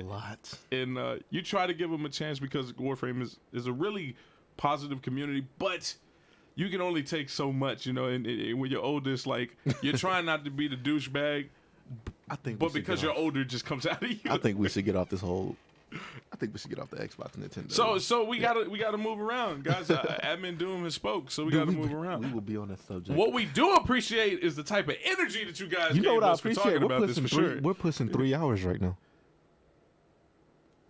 Episode 3-hour episode. That's it's poetic. Yo, you guys have been awesome, man. You know, usually we know when it's time to shut it down, and we haven't got the green light on the shutdown yet. So, what do you guys think? Should we keep going, or should we shut it down? How you guys feel about that? You know, share your comments, your thoughts. Hey, you know what? If we can get 10 shares before 3 minutes is up. If we get 10 extra shares, I think we can stay open a little longer. So my man says, real talk. You buy what your friends have. My homeboys was waiting for Halo 4, you know, to cop that. So I'm sorry. I don't care who you are. I'm not buying an Xbox. All my friends can drop PlayStation right now. I'm not buying an Xbox. Admin Static even said Xbox players suck at games. So you know, as somebody who studies psychology, like those are that's the way I perceive things. But I was about to say that is a good point though. A lot of people do buy it because I know a lot of people bought the PlayStation because of Spider-Man. They wanted that Spider-Man. You buy what everybody else has. The Pro. I bought the Pro because of Spider-Man PS4. Yeah. And in the 4K TV. I got the Pro and the 4K TV because of Spider-Man PS4. So what he said isn't wrong. Me personally, I'm not buying an Xbox because everybody has an Xbox. Or if all of them drop it and say, "Oh, we want Halo, we're gonna get an Xbox." I'm not dropping $500 for basically one goddamn game. Spider-Man PS4 made so many promises to my psyche, and it did live up. that felt like a great investment. It was like, you say what? Say what? I will never live them down for that. But I'm not mad at them for forcing me to get the 4K TV because you enjoy it now. Because Ghost Recon looks so good on that 4K TV. Dude, I had a 4K TV before it came out, so I was good either way it went. So good. No, but let's see. Next we got I don't even want to talk about the Switch. We can skip that next topic. I just feel like the Switch is so irrelevant. What did you do? No, I tapped it. I hit it pretty hard. Yeah, still doing it. Anyways, I don't even want to talk about the Switch. We can skip that subject. Unless they want to talk about the Switch, then I guess they'll let us know. But I'm not talking about the Switch willingly. So, top 5 consoles. What you got? Like overall, of all time. Dreamcast will always be my baby. See, my number 1, PS1.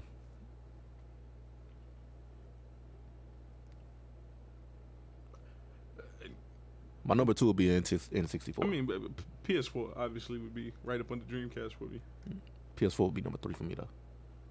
Then PlayStation 2. And maybe Sega Saturn at 5. I think PS2. And I guess Nintendo 64.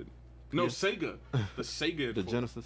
Yeah, Sega Genesis. I only had like 2 games on the Genesis, which were Sonic, The Simpsons, and there was something else I had, and I can't think of the name of it. But yeah, that's all I remember about the Genesis. Like I said, I was a PC player for a long time. So yeah, I'm gonna go. My top 5 would be PS1, Nintendo 64, and those 2 purely for nostalgia.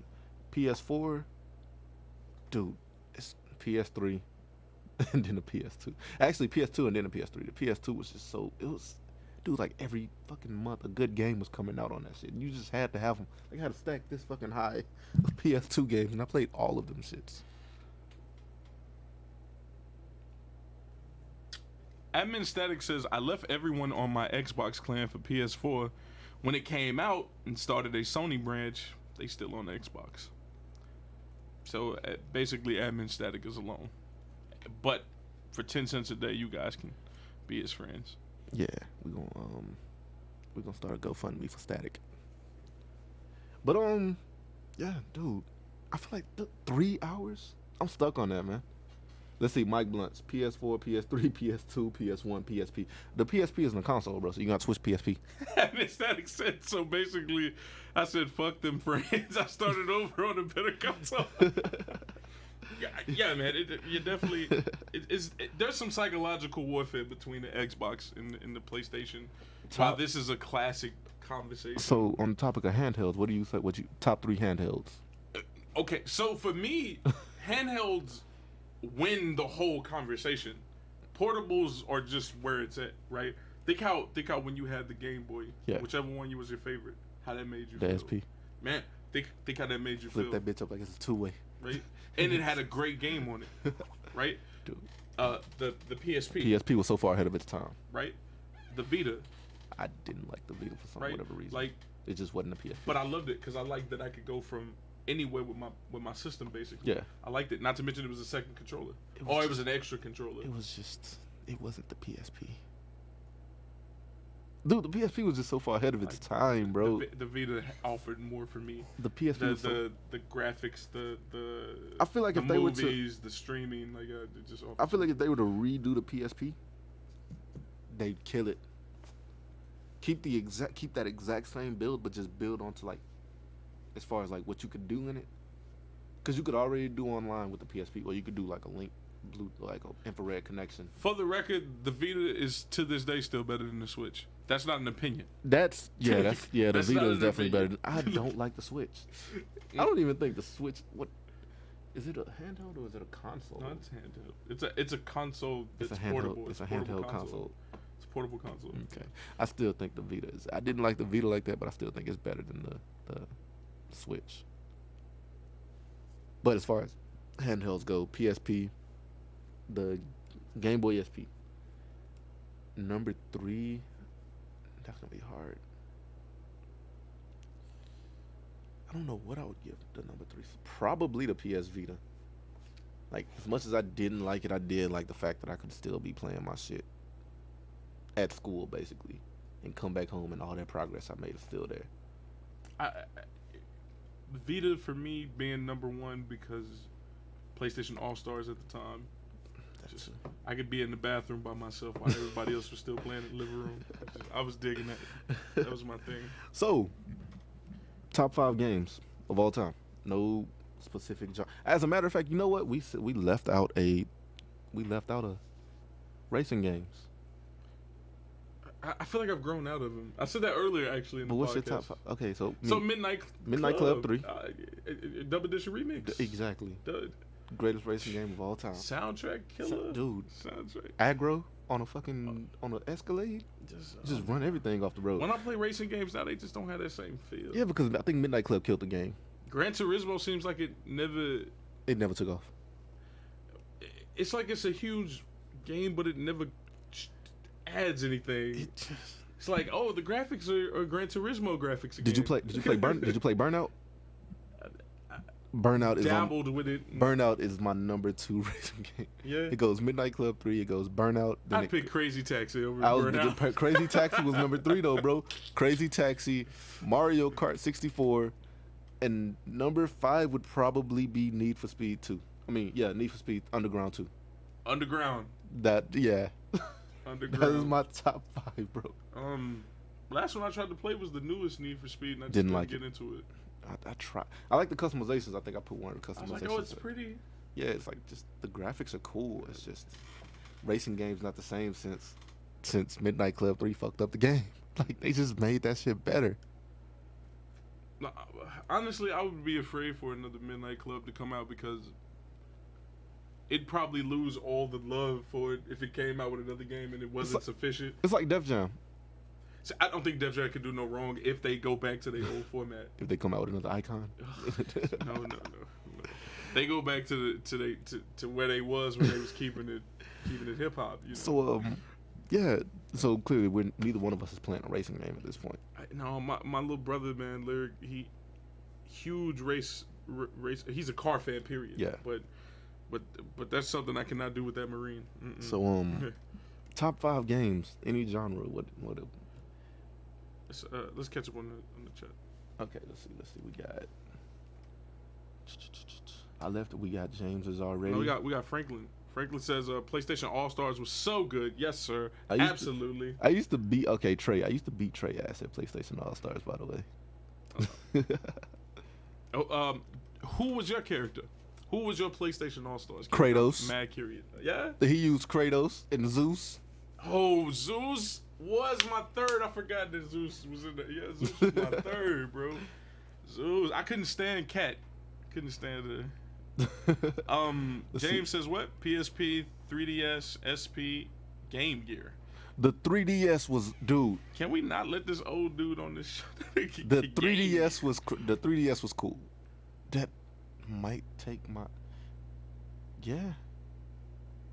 Let's take the PS Vita out and put the 3DS on my list. Let's go. Trey also says NFS Underground, which is well, you got it. He said 2 is top 3, if not top 5, which is what you mentioned. Yeah. Gran Turismo, Dante, Mike Blunt said he used Dante. Dude, I hated that Dante. Trey Franklin, hey Hachi and Sir Dank. Nah, bro, you was using Zeus and Kratos. I remember this. That's how we know Mike ain't a hardcore fan like I am. Yeah, that Dante was not my Dante. No, but top 5, what you got? On just games in general? Just games. I mean, Devil May Cry, Warframe, EDF, XCOM 2, and Metal Gear, I guess. Yeah. Shit, I don't even know. Yeah. Dude, I still didn't answer this question. Shit. No particular order. Ultimate Spider-Man. Conker's Bad Fur Day. Let's see. Shit. 2K14. I don't know how I don't have an answer for this yet, man. Shit. Two more. Can we say Grand Theft Auto Fight for New York is a racing game? No, Grand Theft Auto is not a racing game. Def Jam Fight for New York for number 4, and number 5 would go to. I don't know what I would give number 5 to. X-Men Legends 2. Just I thought you were gonna say Cruising USA. Y'all remember Cruising USA? Digimon World, Marvel vs. Capcom 2, Absolver, Final Fantasy X, Sonic Adventure 2, Battle. That's James Clark's top 5 list of all time. Sonic Adventure 2 is pretty cool. Miguel says Midnight Club, Dub Edition, Need for Speed, Carbon. I didn't see that. Most Wanted, Simpsons Hit and Run. That is an unorthodox list. That's a very unique list. Yo, I'm confused. Are you just mentioning racing games, or are these your top 5? Those is racing games. Okay. Let's see. Justin's in the YouTube chat said Burnout was so fun. Yes, it was. The fact that you could like wreck people out was just amazing. GTA killed racing games. In a sense, it did. But no racing game could ever just live up to what Midnight Club did. I will agree that GTA killed racing games because when I play racing games now, I want The some customizations of GTA. I would rather the customization the same road, honestly, but I want to be able to see my character, get him out the car, put him in the car, have some better story to go around this driving relentlessly around my city. Miguel said Miguel's top 5: Metal Gear series, God of War, Last of Us, Sly Cooper. Doesn't get enough love. Operation Snowblind. What the hell is that? Is that I don't know. 2K14, 2K11 greatest. Okay, you're gonna say I know why you're saying 2K11 is the greatest 2K, and it's the same reason why everybody says it. I think it's not the greatest 2K, but 2K11 greatest 2K ever. Not even a competition. Like, what did 2K11 do that 2K14 didn't perfect? Is my question to you, because I'm pretty sure you're saying 2K11 because it was the Jordan. It had Jordan on the cover, and that's everybody's fucking favorite because of that. Like, if you take Jordan off the cover, like, what did 2K11 do that 2K14 didn't perfect? James says Sims honorable mission. Again, it's like you said earlier, Sims is a game that you have to. Yeah, you have to be a fan of that. And I'm not. Particular. I'm really not. If you don't want people as fish, then that's not for you. Yo, so your worst 5 games. What's like Heavenly Sword. That was definitely one of mine. Even though I fucking used old girl. Yeah, she was a great concept, but Ninja Theory is just a Devil May Cry reboot. The DMC? Yep. DMC, that shit. So far, 1 and 2 are the same. I just got kicked off the show by our producer. I will not be seeing you guys for episode 4. So, well, I got Pete for episode 4, so you can skip episode 4 if you want to. I don't like Heavenly Sword. It's so bad. So I'm pretty sure I got kicked off too because I didn't like Heavenly Sword either. I just loved, what was her name? Narukami, Narumi, whatever the fuck.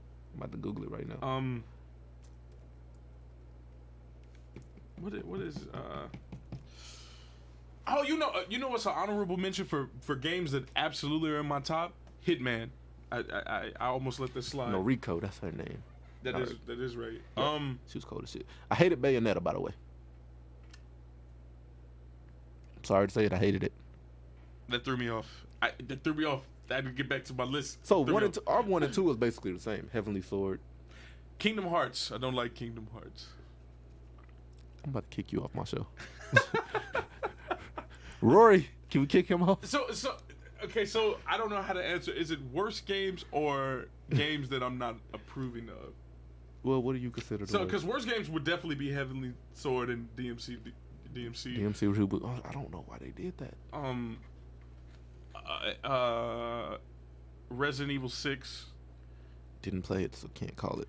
Oh yeah, it's pretty bad. It's like great concept, just horrible delivery. They did an Underworld game, I want to say. And that shit was bad. Was it Underworld or was it... Technomancer, that's out on the PS4 right now. Horrible. I had such big hopes for that game. Such big hopes. And then last but not least, I'm gonna say Ninja Gaiden series.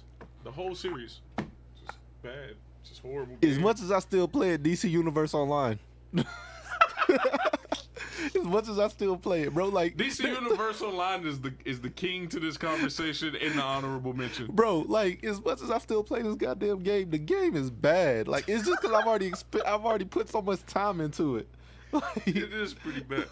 It's bad. Yo, like I don't know why I still play this shit, and I know the developers like know that it's a bad game because they do, like you said, they do streams on it and they talk about how bad it is and they laugh about it. Like I know this shit and I still play this goddamn game. Another honorable mention for great games, Mass Effect franchise. Mass Effect was a good game, and I don't care what no one says because you can't make an argument against it. Andromeda is the best in the Mass Effect storyline. You can't make a legitimate argument that it's not. Let's catch up with the YouTube chat. So, Cool says, Red Faction, Ninja Gaiden. Oh, yeah, I read that one. Gears of War, Call of Duty Black Ops, Zombies, Black Ops 2 Zombies is the best zombies of all time. You know what deserves an honorable I would mention say for the first Black Ops. the honorable mention for best games? Bulletproof. 50 Cent game. The second one. I didn't play the second one, but the You first know- one the was fir- so fucking great. No, it was not. Did they have M as they had M as the officer, and you just listen to the voice, like you just go back and listen to the voicemails and shit. Like Bulletproof was so fucking fun. No, don't listen to him. You like the first, you like the second one because you could actually play as Yayo. I mean, not Yayo. No, I like but the second one because the second one was actually a good game. Like the second one was good. Yo, in the soundtrack exclusive. honorable another dude. There's a lot of honorable mentions. I'm switching. I'm switching one of my picks for sports games. Tony Hawk Pro Skater series up until great honorable mention. up until what was it? Up until Underground. That was a great ass series. I don't think there was a Tony Hawk I didn't like, man. Man, Yeah, I used to play the crap used to out play of the some Tony shit out of Hawk, that man. game, bro. What? Like, and then Shaun That White used to came be out. the customize your character game. Oh my god, And then yes. Shaun White came out with the snowboard version, which was still pretty cool. Like, yo, Oh, for those snowboard fans, Warframe has you covered.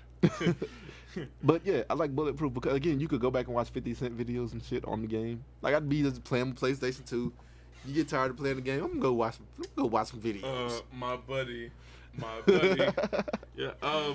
And then he also says Namco Museum. Those. I have no idea what that is. So it's like a thing where they have all the old Namco games: Pac-Man, Miss Pac-Man. Virtual Galaga. Fighter is a horrible game. Virtual Fighters is a horrible game. Yes, Horrible game. very bad. I said that and I can't take it back. Yeah, I would not want to take it back. My man says, "Damn, Spider-Man." Duke Nukem was a bad game. Yo, I'm gonna get a lot of hate for this. Spyro the Dragon is not a good series.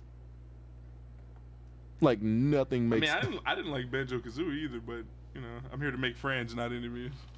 There's nothing you can tell me that says Spyro that makes Spyro a good series, bro. Like, it's just not good. Let's catch up with the comments real quick. We were after Static. RE Operation OMFG. I hated that game. So here we go. Miguel says, oh crap. Let me. Well, you know, fuck something up. No. All I right, got it. Miguel says they tried to do that with Need for Speed running, with a Need for Speed run, and that game was not good. What did they try to do with the Need for Speed run? You might want to hold it, bro, because you're just gonna keep doing it. Kingdom Hearts, the best game. That's from Trey to you. No. Black Ops 2 Zombies was the best of the series. Yes, it was the best of the series because that shit, I could still go back and play. I'm gonna go buy a PlayStation 3 just to play Black Ops 2. Let's see. I told you he was gonna do this, bro. James, Final Fantasy X, Dragon Ball Z Burst Limit, Power Rangers PS4, Def Jam Icon. I told you he was gonna put some kind of Dragon Ball Z on one of these lists stuff. Street Fighter Cross Tekken due to the roster DLC abuse, but I'm surprised he didn't say. Tenkaichi was one of his worst. So Dragon Ball Z Saga was not worse than Burst? Okay. Mike Blunt said you guys remember Skate. Dude, Skate 2 was so cool. Like, Skate was good, but Skate 2 perfected it. Skate 2 definitely gave Tony a run. Skate 2 was fucking phenomenal, bro. The Tony Hawk series a run, yeah. Did Andromeda get better? I got stuck in a bug and I installed. So my history with Mass Effect Andromeda is not like most people. I actually had the deluxe edition. And I didn't immediately start playing it because at the time I was going really ham in Paragon. Yes, this is before the Fortnite. So, when I finally did play, it was during the time where we found out Paragon was going to get shut down. And I think also Marvel Hero, Omega Hero came out, right? Which was their failed version of DC Universe. Yeah. So it feels weird to say Marvel failed at something. So, well, the MCUs, you know, they haven't always had good runs. But so like, anyway, when I finally played Mass Effect Andromeda, it was after the updates, right? It was after the updates. Now, these updates didn't do like massive things. They just fixed the bugs, you know, and the face animations and stuff like that. So when I finally played, the game was absolutely enjoyable. And nonetheless, even with those bugs, it didn't change the story and what you could do in the game. So the perspective I'm coming from is that when you play this game, if you're actually a Mass Effect fan, this Mass Effect it just had so much more than the previous Mass Effects, so much more story. I think most people get caught up in the nostalgia of Mass Effect 2, but no, definitely hands down, Mass Effect Andromeda is the best in the series. So apparently there was an inline skate game, but I don't remember it. That's what Mike was asking. I didn't know there was an inline skate game. Sagas was bad, but not Burst Limit bad. It wasn't Raisin 2 Blast either. Raisin Blast 2 bad either. I hated Paragon. I just couldn't get with it. Didn't play Paragon. Yeah, if you're not a mobile player, like Paragon probably wasn't for you. But if you was a mobile player, like I don't see what the problem. If Marvel quit bullshitting and make a proper MMO, they would smash DC Universe. I think they would, but I think they're just gonna let DC have it. Well, I mean that's what they have. That's what the Square Enix game is. It's a MMO. No, but I think he means they'd really kill it as far as like the customizations, like the CACs. I think which I believe they would if they would actually just put the time into it. But it's just I don't think they're gonna do it. If they haven't done, they're at this point where if they haven't done it now, they're not gonna start doing it. And this new thing is just Ultimate Alliance revamped, honestly. If they don't let you make your own character, that's really my only disappointment. You're not gonna make your own character in this. Like I said, this is just like I told you from the beginning. I feel like this is just gonna be Ultimate Alliance revamped, which Ultimate Alliance was a great. Well, Ultimate Alliance was a great game. It's just this is just gonna be that revamped and renamed. There was a lot of criticism with the reveal. I think there's going to be the same people that criticized that game loved Injustice 2, and Injustice 2 was trash. Fight me, I said it. Black Mantis, I'll fight you. Don't make it not bad. I mean, Injustice 1 had Black Adam in it. It still was not that great. By the way, I beat James' ass the first time we played Injustice. He thought he talked all that shit, and then like I beat his ass like 4 fights in a row, and then he beat me once, and then we never played again. So he got his one dub and never came back. The Square Enix game will be an online MMO. What is he talking about? No, but like I said, this is what I said. What I think he was going for. I think he meant as far as how DC Universe is, as far as you create your own, it's open world. I think that's what he meant. Because it is an MMO. I just think he meant something more DC Universe online-ish.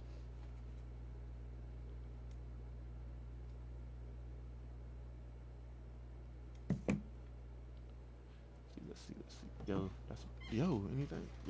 Shit. We not pushing 4 hours, bro. Let's see, YouTube. He said Silent Hill 2 is at the top of what your best or your worst, because I didn't like either Silent Hill. Ironically, I've never played through any of the Silent Hills, but today in my YouTube feed, this dude covering Silent Hill lore showed up, and I just so happened to listen to it. So today I was actually listening to Silent Hill lore. It's crazy. It's ironic. I didn't. So the Rel said top 5 obscure games.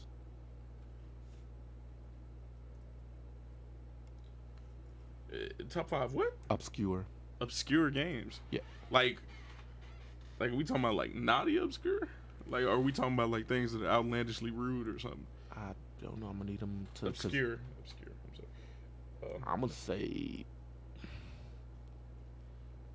Is this a perversion thing? Yeah. Or Because if I wouldn't say I can't go 5, but there was a Nicktoons game, not a Nicktoons, but there was like a Looney Tunes game, and I think that was pretty. Yeah, I don't know. Like you got elaborate, because. Yeah, you got to elaborate to us on what you mean by top 5 obscure games.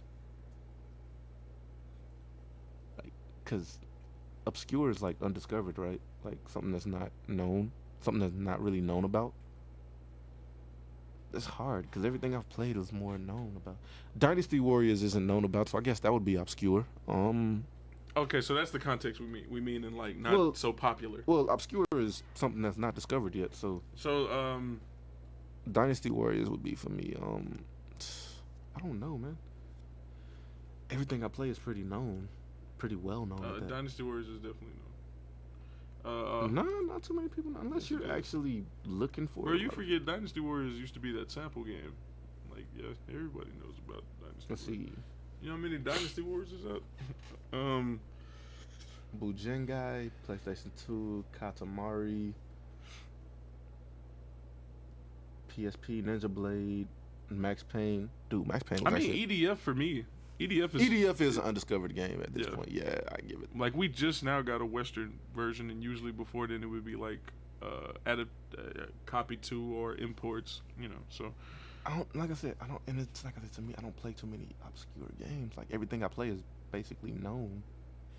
I guess the Surge also for me would be that kind of game. I'm about It's- to kick Miguel out. Fortnite is his honorable mention for the best game. I'm about to. Can we kick people out of here, Rory?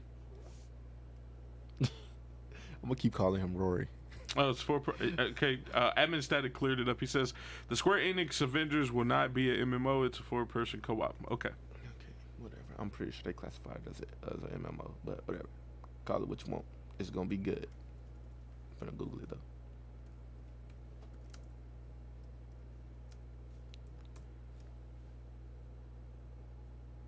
That shit did look beautiful.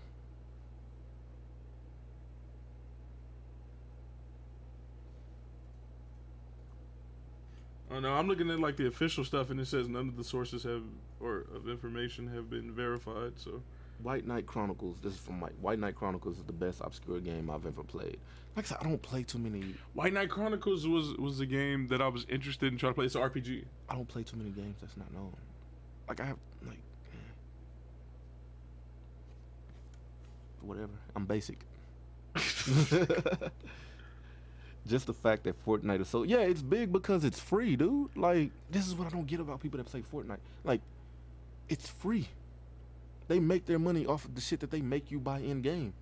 Like aside from that, the game is free, so it's big because look at every game that's been released for free. Apex was just Scorn. I ain't play Scorn. A lot of people But don't know about it. But Scorn. look at I haven't Apex. played it. Apex was like for a month straight. Apex was killing Fortnite. The only reason that Fortnite came back is because they had to do some shit like throw. Well, they did this before Apex, but they started throwing like random shit in there. Like they threw Thanos in there at one point. The Jordan deal. The Jordan deal, dude. Like Apex is not. I hope they lose all these lawsuits about these dances. By the way, but Apex is not a fun game to me, bro. Absolver would be kind of an obscure. It isn't it because not a lot of people know about it. Yeah. Too many people are caught up on For Honor to look for it. Or to even know that they're close, because the only thing they have in common is the gameplay. Shadow of the Colossus. That is a very That's not obscure at all. That's definitely obscure. No, not How at is it all. not obscure? Because it's only because the fans like raged out like they did that they even got a remaster. Like, come on, no. People begged for that game to get its continuation forever. I'm not sure if you played The part 2 to it that just came out on the PS4. No. Oh, I'm about to say, yeah, that's not an obscure game at A all. whole new game. Shit. He said Heavy Rain. I didn't play Heavy Rain.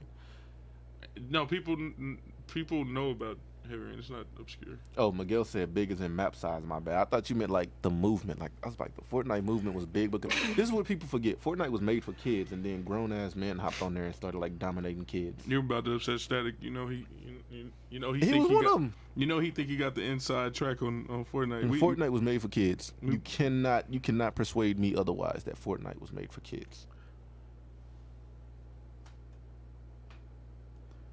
Yeah, Static. The official site is saying like nothing confirmed, so I don't know where to go with you on that. Static said, "Don't starve, bro." I'm sorry, bro. I'm sorry, man. Look, you cannot prove to me that Fortnite was. Everything about that game just screams I was made for kids.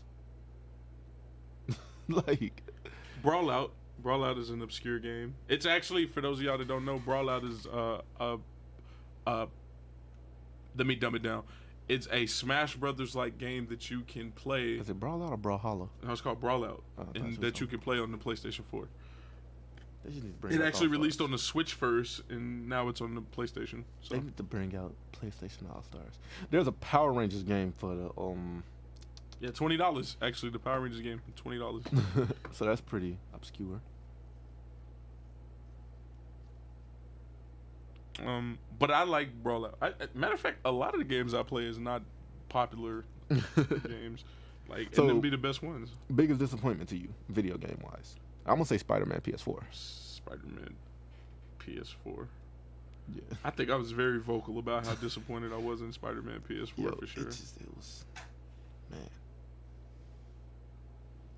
It's sad, bro, that game let me down. And the game opened up with so much promise. Like the way the game, we have a caller So, coming yeah. in. Oh, this is gonna be good. This might be our last caller, and then we're gonna have to wrap it up. Caller, you're on the line. What's This has going been a great stream, guys. Hey. Great stream. Yeah, it's Terrell again, man. I was trying to make sure I got the obscure part down. Y'all got another caller. I left a man on it. But, No, you are that caller. Oh, well, yeah. Y'all sound like y'all got the obscure part down. It was more, I was aiming more towards, stuff that's not usually a part of, like a top 10 list most of the time, even if you have to go back, old school. I mean, which, opens it up. Yeah. And I kind of posted mines in the chat, and I always mention this game, right? It's a faint memory of this game, but, like, I remember that memory being, like, lit. It was that Fujin guy on PlayStation 2, man. Back in Gingy. Rome. Do y'all remember We- Gingy? Go ahead. Gingy? Does anybody remember Gingy? Does anybody remember fucking Tompa? What was it, Tompa? Toomba with the pink hair with the kid? pig, yeah, the pig hair kid. Yeah. With the pig, yeah. That was my shit. PlayStation. I'm gonna go back and play that shit because I got an emulator on my laptop. I'm gonna play it later on. Yeah. Oh, speaking of which, I mean, I don't want to get y'all off track or nothing, but hey, y'all made a comment earlier about streaming some games, yo, and I just personally think that'd be lit. You know what I'm saying? Like playing some old school games. I mean, if you got an emulator, I mean. Yeah, I'm gonna talk to Rory later. I'm calling my producer Rory just because I want to get under his skin today. But I'm gonna talk to Rory later and see if we can get like me and Admin Negro Lands in here to have like Pokemon battles, like, and they be at the bottom of the screen if that's even possible, or if we can like split screen some shit. Cause I just want the world to see me whoop his ass at Pokemon over and over and over again while we screaming. And I want to. Well, we could probably do the same thing with Yu-Gi-Oh too, cause I could beat your ass in Yu-Gi-Oh. You know this. That's pretty You lit. couldn't That's win in lit. paper football. Okay, that's why. What's our record in Yu-Gi-Oh? Oh my god, are you serious? What's our Let me record right clear now? this up right now officially, y'all. So I re-downloaded the online Yu-Gi-Oh card game thing to the laptop, and Time out. I'm gonna stop you right here. Everything this man about to say is excuses, by the way. it's not excuses.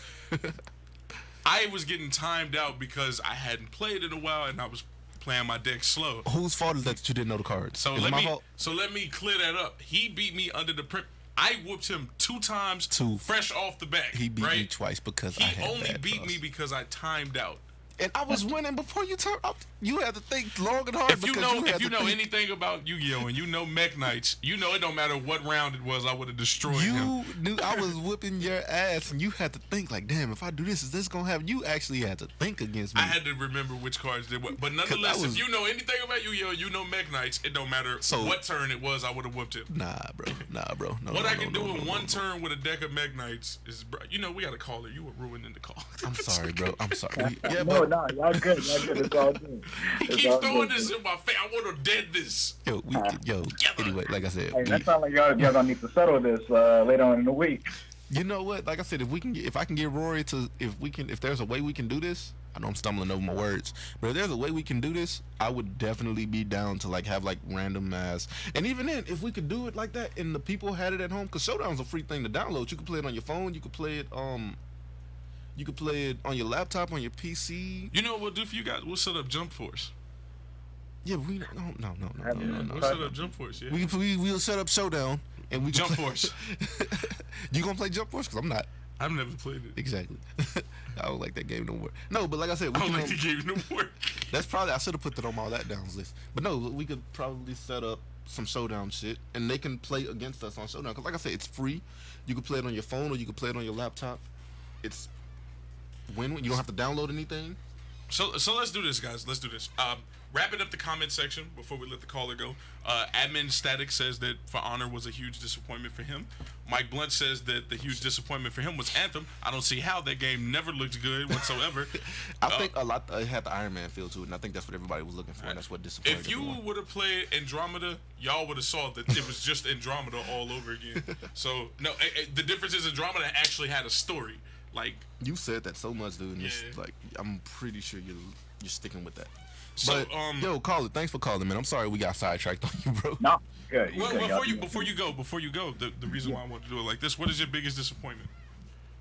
All right. So, well, I guess with that question being stated, how far are we going back? Because if you want to, Your if I biggest can go as disappointment far of all back time. as I can, It's your biggest disappointment of all time. Superman 64, yo. That was bad. For that Superman 64. You know what? The worst Superman game? Superman Returns. They had another one? You know what was actually great? Batman Vengeance. I don't play Batman games. It don't Yeah, matter. guaranteed. For an old game, that was pretty good. I don't play Batman games. Batman Vengeance was amazing. Okay, guys. That's it, man. We're wrapping it up. Caller, thank you. Pretty good. Guys, you gotta continue to share. You gotta continue to subscribe. You gotta continue to show us love here at Nerd Unboxed. You know what we should Unpacked. do? I'm sorry. Here at Nerd Unpacked. This is Blerd Lines. That is Admin Doom. I I will am do Admin this. Negro Lantern. I will do this myself. I'm sorry to cut you off. No, you're fine. Next week we will do a giveaway. The one person that gets us to 100 shares. So if we get 99 shares, the person that does that 100th share will get 2 free movie tickets to see Lion King.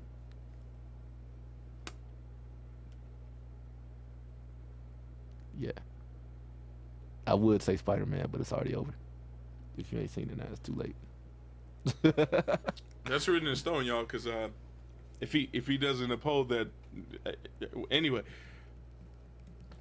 100 share, free movie tickets, man. How do you beat that? So, thank you guys for joining us. By the way, there's 2 more comments actually we could touch up on. We got Okay. time. Static said he'll whoop both of We us. got time. Static said he could whoop both of us in Pokemon. First of all, Static. So we don't have time, guys. We don't have time. You couldn't whoop don't have honesty. time. You couldn't whoop honesty in Pokemon. Producer, cut the feet. Second, biggest disappointment from Miguel is that he bought the $80 edition of Kingdom Hearts, and he said that was bad. Well, okay, Kingdom Hearts 3 was bad. That was a letdown. You don't play Kingdom Hearts, so you wouldn't know about this. No, I'm a Final Fantasy guy. No, but anyways, like you were saying, thank you guys for tuning in. Everybody that shared, thank you. Hit the like, subscribe button. Next week we are doing a giveaway for the person that gets us to 100 shares. Yeah, actually, if we for every 100 share from now on, I think I want to do something like that. So the person that gets us to 100 shares gets something. The person that gets us to 200 shares gets something. The person that gets us to 300 shares gets something. I just don't know what the fuck the rest of them gonna get yet. But nonetheless, that'll be something to think about throughout the week. So, anything you want to say? Bye, nigga. All right, man. Till next time, we'll catch y'all later.